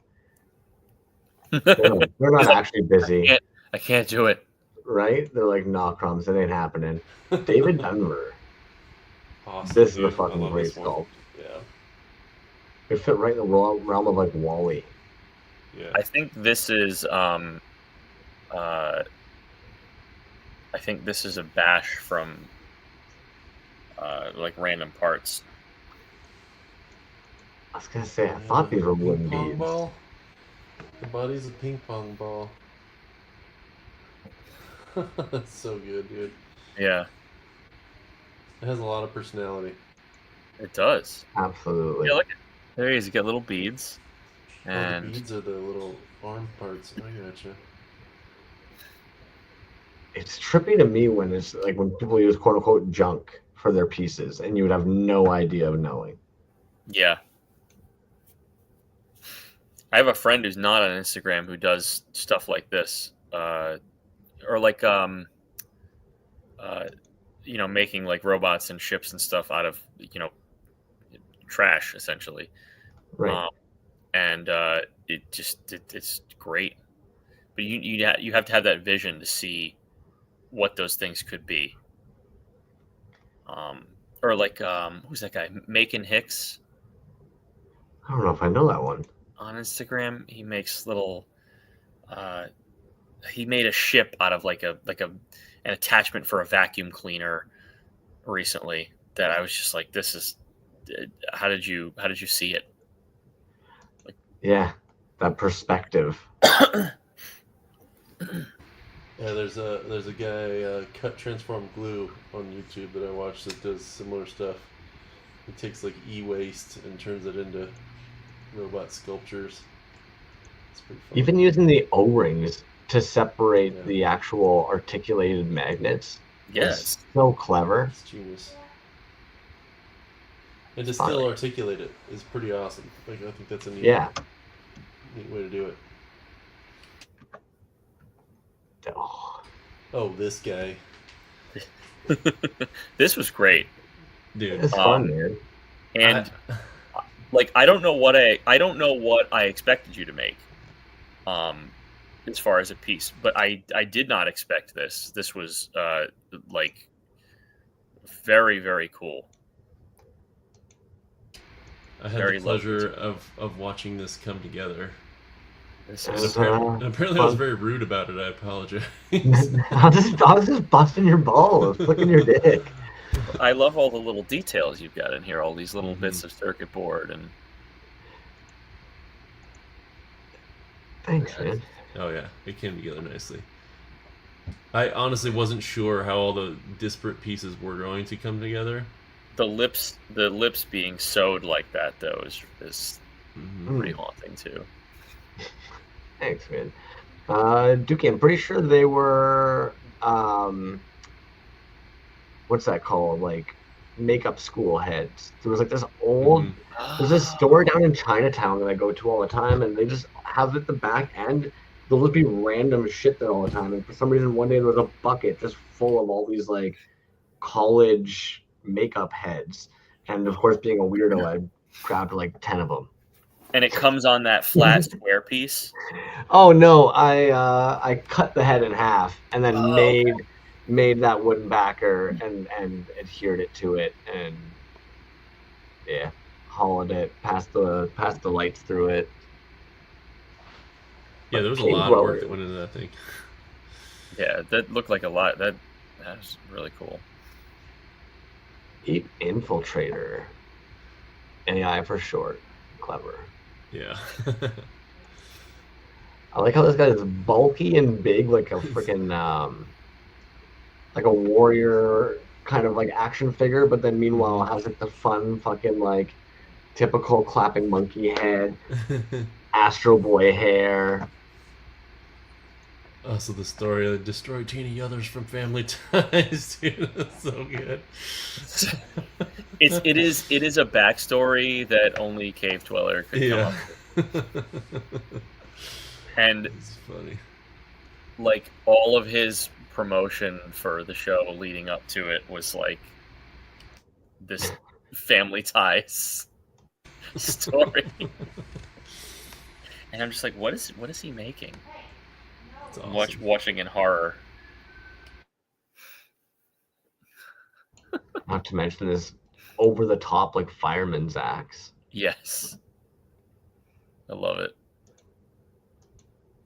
But again, look, this is yet another example of a really simple set of colors and how well it works. Yeah, just doing the silver with a black wash, a little bit of red details. That's all you need. Really makes it pop. Fucking Camelbot Commander, man. Next level. Interesting maker. Dude, this is like, again, it's one I don't know where this comes from, but I'm loving it. Not to mention, I'm pretty sure his eyes are what are causing his own body to glow. Like if the eyes are UV lights.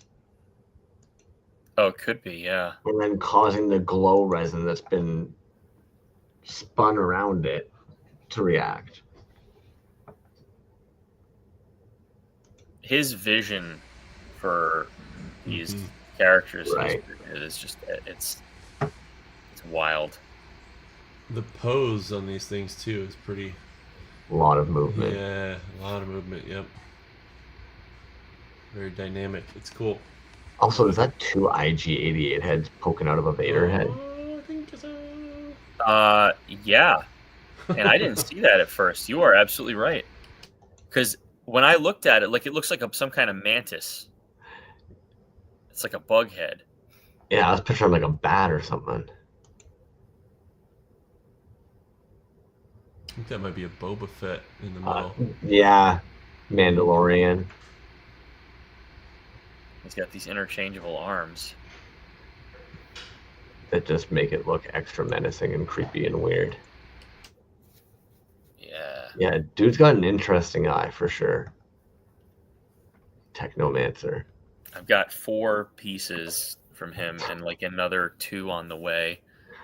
And if I'm not mistaken, the Bureau of Print, one of these bad boys is coming your way as well. Yeah. So he released this at the same time as the show. He put them on his website, and he had the 18 by 24 print. He had an 8 by 10 print, and he sold the original. And I got all 3. See, this is killer.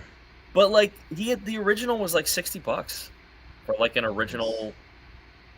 I don't own anything by him, and now I do. And I'd like to have some great framed art, and that's the original there. It's a collage, so it's like a paper kit bash. Beautiful. Very cool to me. Mm-hmm. But he's been a customer for a while, and we've been following each other for a while. And then I was happy that he joined the show, because it was like, I want this kind of stuff in there. I want there to be people making screen prints and paper collages and all kinds of crazy stuff. If anything, like this in general almost reminds me of like those like steel plates that you'd see people do like the printing of back in the day, but kit bashed. So he said also this piece he does a lot of like concert posters for bands, and he used this piece for a concert poster. Oh, I can't remember the name of the band. I don't remember. Jazz Wiz might know, because he knew the band. It was like a something shoegazy style of music. But he actually, which is kind of cool, because now because I'm pretty sure he made the piece for Robot Resurrection, and then when he had to do a concert poster, he reused it for that. So now there's a concert poster out there where the art on it, Cloakroom, that's the band, and it's the Robot Resurrection piece. That's fantastic. It's just really cool. Yeah, it's definitely an added layer for like owning it being a little bit more like close to home type deal. Yeah. It's very, very an awesome piece. Brulio. This is great. Definitely encompassing all that it is to be a robot resurrection. The Christinator. We went for it, and I love it. It definitely reminds me of something you'd see Soma make back in the day. Yeah. The chainsaw arms. He could have also been like a bad guy from like a Power Rangers or a Kamen Rider type show. The best part is like he would show up with the crown of thorns, and you're supposed to know without really having to have them say anything. Well, yeah, exactly. It's like overt, but not. Right? I don't know if, I like the chainsaw arm. So we've got a C-3PO body here, and then these modified arms from I don't even know. But that has got to be an Obi-Wan Kenobi retro head. I'm loving the fact that so many folks ended up going with the Crusader colors. Yeah. I'm wondering if it's one of the Kenner Robin Hood figures for the head. Oh, maybe. It looks like it might be. I don't know. I love It's cool though. The Crown of Thorns came out really good. I think he Mm-hmm. probably sculpted that. Unless there's a toy out there that's got Jesus with a crown of thorns. Right? In which Could case be. I need one. Yeah, it could be. This. Oh man. Holy shit. Wow. I wanted to touch this. I don't know. I can almost tell like the smell of that plastic, and I just wanted to manhandle the fuck out of it. So the show registration had been open for like, I don't know, a few weeks, or a couple of weeks maybe. And I reached out to Bliss Receptor. There was a couple of people that I reached out to. He was one of them, to be like, hey, do you want to do the show? And he said, I can't right now. I'm in between other projects and I don't have time. The day before the show, he messaged me back saying, hey, I actually finished a piece. Can I put it out for the show? And I said, well, fuck, of course you can. I was like, I'll put you on the poster. Like, I'll just like scratch you on there somewhere and just re-put the poster out there. But like, God, look at this thing. It's 3 figures and a display, all in this like really great color scheme, all really congruous together. Like, dude, Bliss has been knocking it out of the park lately. Look at this.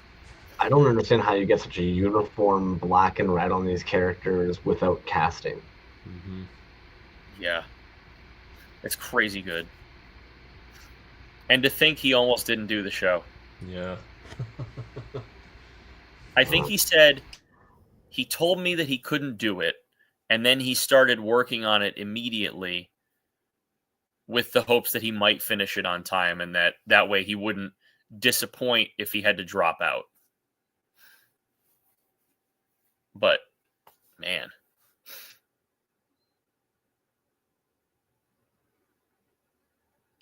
Yeah, that's good. But, like, the little nails in this guy's hands, Mm-hmm.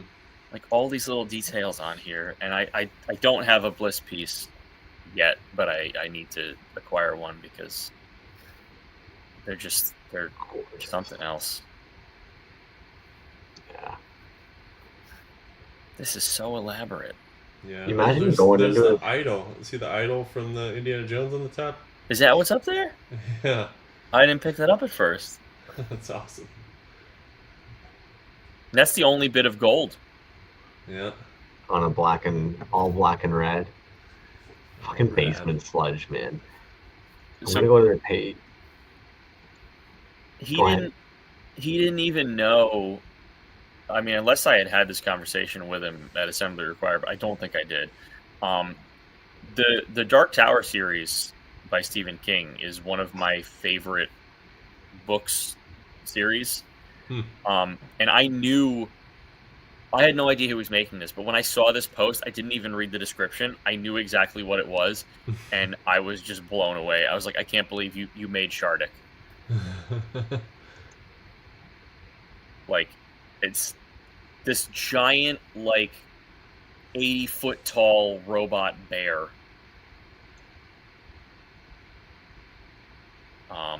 And it's a guardian of the beams. It's a guardian of a beam. The beams essentially are what hold the multiverse together. And they had these big giant robotic animals that would protect certain beams. It is beautifully done too. Yeah. It's a really good bash. The like, slimy gut stuff in there. I don't know how I did that, but it's cool. Looks fun. It's really, really good. Like this section right here just looks like it'd be a lot of fun to work. Mm-hmm. So good. But back to how you were even saying like earlier, making stuff look all congruous, and this is definitely one where well done with the blending of whatever you use for like the blood and stuff. Well, it's cool because he showed some behind the scenes stuff, and he lopped the arm of the bear clean off.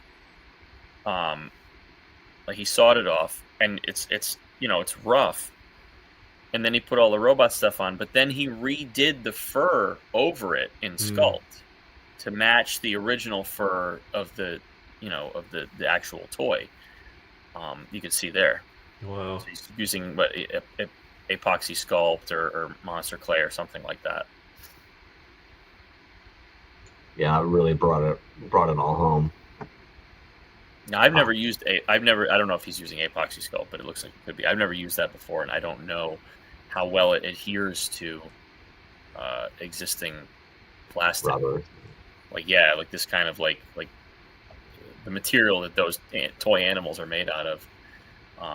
But it looks seamless when he's done it here. Agreed. Yeah, that stuff will stick to pretty much anything, but it's this weird, like, you have a little 20-minute window where it's the perfect consistency to sculpt on, and if you miss it one way or the other, it's a pain in the butt. Sticks real good. I have to try using it. I've only used very little air dry clay before, and it wasn't epoxy, it was something else. Oh, sorry. I'm trying to find it because I'm trying to remember the brand. I saw you digging, so that's Oh, it's actually Sculpey air dry. fair. This one definitely caught me off guard, man. Oh, yeah. Mario Boba. Yes. He's got the number 2 head on there. Right? That's a little inside jab at us. Love it. This reminded me of something we would have seen in like a scraps show. Yeah. Magnetic articulations. Oh man, it's cool. Fun. Oh yeah. That's rad. And the brain in the jar, and I think the bottom piece of that torso is the weird spider thing from Jabba's palace with Bomar Monk. You see it like in the background of a shot. When Luke comes into Jabba's palace, there's one like walking there, and it's like this spider thing with a brain in the jar, and that hangs underneath it, so he's got it upside down, and it looks like it's on like a pedestal here. Trippy. Pretty cool. It's That's got too cool. many arms. I like it. The fact that they all have blasters too. Yeah, that's awesome. Attempts were made. This dude reminds me of something you'd see by like Kid Robot or something. Mm-hmm. Oh yeah.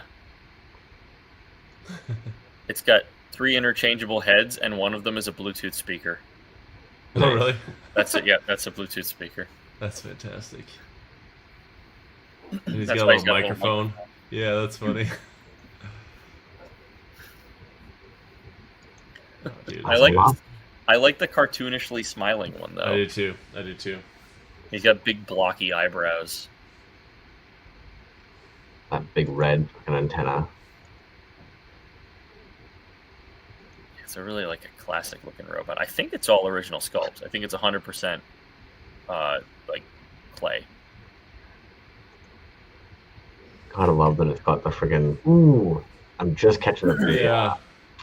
But I was already stoked on The habit. collar. Yeah. Is that what it's called? I think that's what you call it. Habit. He's got this crossed gauntlets. But yeah, it's a nice little touch. Mm-hmm. I'm trying to think of what this torso is. There's little boots here.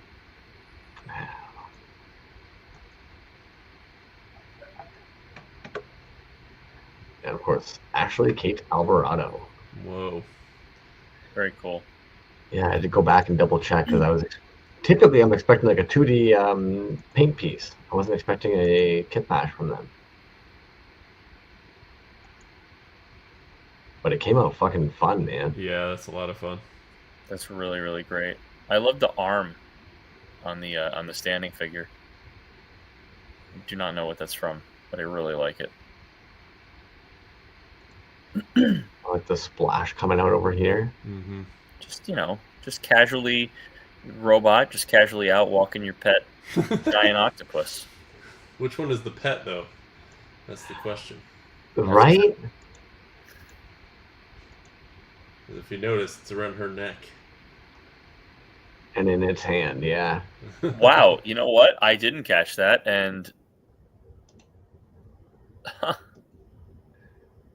that's Beautiful with the teal and silver, too. the colors. Mm-hmm. The colors, oddly enough, the colors really drove home this show. For a show about fucking robots, the colors really fucking crushed it. A lot of really good color. These look like, if we're going to talk about toyetic, Yeah. these look like some fidget toys. I want to know if these things like click when you move them. Mm-hmm. They look like they would click. I'm with ya. Almost like, I don't know, what's the name for that? It's not quite gears, right? It's got to be a different name for Like that. a ratcheted joint. Yeah, Detent. Like we're just detent, like we're just. Yeah. Yeah, sure. A detent. A detent. It's like you have a little, you know, you'll have a circle with little detents like in it, and then a ball bearing runs along those detents and pops in every time it gets to one. So now I'm going to know is indent part of detent? Are they like, do they derive from the same word? I don't know. You got me there. These are cool. I think that is how they articulate. That's awesome. Yeah, it looks like I don't know. Because things are moving. It's like That's how, it's not like a classic sci-fi robot because it's not like super bulky. It's like a modern. It looks like one of those like more modern robots that they've made in like Japan or something. Oh yeah, those ones that jump up and do all the 100%. weirdness.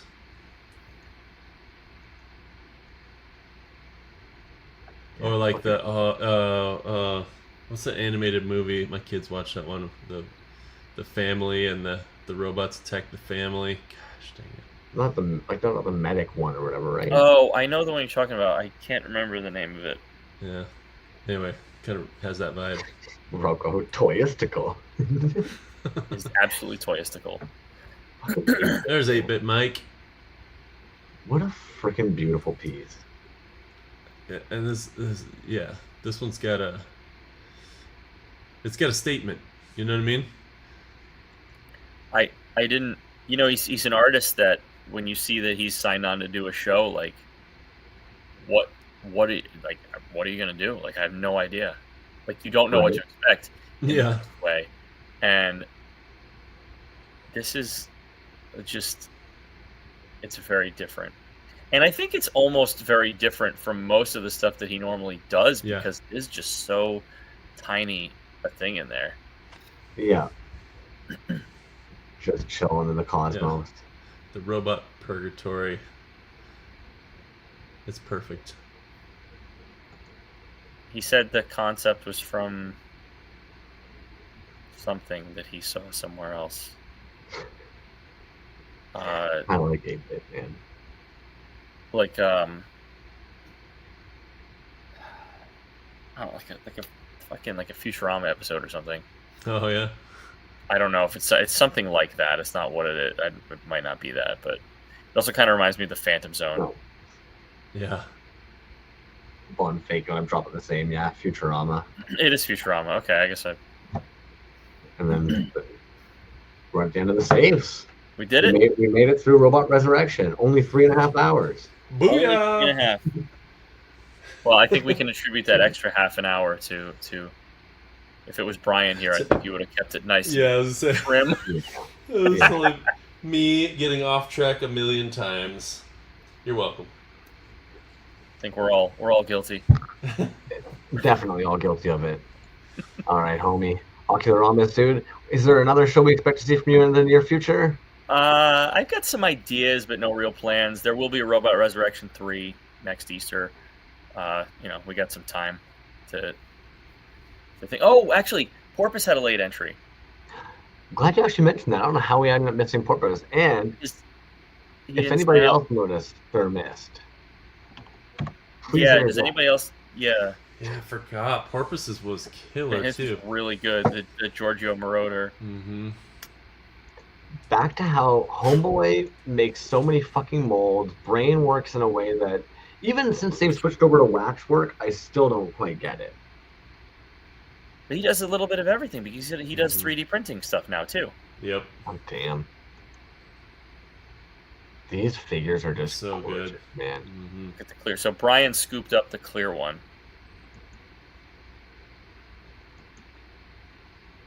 And then, if anything, yeah. And then there's the regular one. Mm-hmm. And the third slide is what it's based on. God damn, man. Spot on. Mm-hmm. I don't get it. And like Porpoise hasn't even been doing this all that long. It's been what, maybe 2-3 years? And just this milky cosmic glow freaking swirl crap he does is stupid. So good. I don't get it. Yeah, and he just took to the wax stuff, dude, and just like went for it. He's so good now. It's crazy. So we Next had, level brain. it was only, so he was another person who didn't want to sign up because he wasn't sure if he could finish something for the show. And then when he dropped the piece that night, I was like, were you in the show and I didn't know and I didn't send you any of the emails? Like, I feel so bad. I'm so sorry. He's like, no, I didn't sign up because I didn't. I was like, okay, all right, but like, still, there were a couple of people who signed up didn't end up posting anything, and I think sometimes that happens where you forget you sign up. There were a couple of people who you'll see on the poster who didn't put anything out, but pretty minimal. And it's bound to happen anyway, like when you're dealing with over 70 artists. So I think the first one was like 60 plus artists or something, or 50 plus. And now we got up to like 74, I want to say. Are you kind of in the realm of more merrier? I mean, yeah, it's an open call show. And like, what was the last open call show? Was Apocalyptico? Or no? There was one recently that had over 100. Fair. It might have been the graffiti. No, it wasn't that one. No. That one had like, I think there were like 25 or 30 people in that one. Fair. One of the Lab Monkey shows, I think, had over 100. He normally curates his pretty tightly. No, but it was. He says Apocalyptico. Yeah, I think it was. Yeah, and Cage would know because he made the world map. So, Yes. But yeah, I was like hoping that we beat last year's number, which we did. Not that like it's not really a big deal. I just like I was like, well, we want it to be a little bit bigger than the previous. It grew. It did. It grew, and in new faces. And I think that's the best thing about it is the new faces, and everyone picking really good colors. Yeah, absolutely. The paint apps in this one were absolutely killer, but the new faces definitely drives it, man. Because those become people that end up being in other shows as well. They start doing collaborations with people, backers. Yep, it's nice. Definitely. All right, dude. Well, we've eaten up enough of your evening. Thank you for letting us vulture over your show. Thank you for letting me come in late and talk about all this wonderful art. It's been a blast, man. Take care, homie. All right, dude. We've spent the evening looking over some toys. Is there anything that you want to get off your hands before we kick these yahoos out of here, let you go on with your night? Nope, just I guess the next show would be the GI show coming up, in a month? Is that right? May 20. Let's just pull it out here. Tiny brains aren't going to retain all this. But yeah, I want to say it's May 22nd. Otherwise, the Muppet Show is tomorrow for anybody who wants to be checking that out. I know Pikmin said they're going to be trying to show that one live as it's going. And otherwise, Zartan, May 22nd. Yeah. May 22nd, yeah. Oops, all Zartans, the final GI show. Yeah, which is sad. No love for the Joes. Jesus, yeah. I think I get it though. 3 shows, it starts hitting that mark. We should do the G.I. Joe with no weapons show. Oh, jeez. B. Just a full show devoted for me. Yeah. I know they're gonna look back at this and be like, "Crumbs, the fuck were you doing, dude?" My fault. My fault. I'm gonna blame it. I'm gonna blame it solely on you, 110%. All right, gang. Thank you, everybody, for hanging out, chiming in, giving us a bunch of information that we would have been missing otherwise. And we'll see you next week. Oh, boom.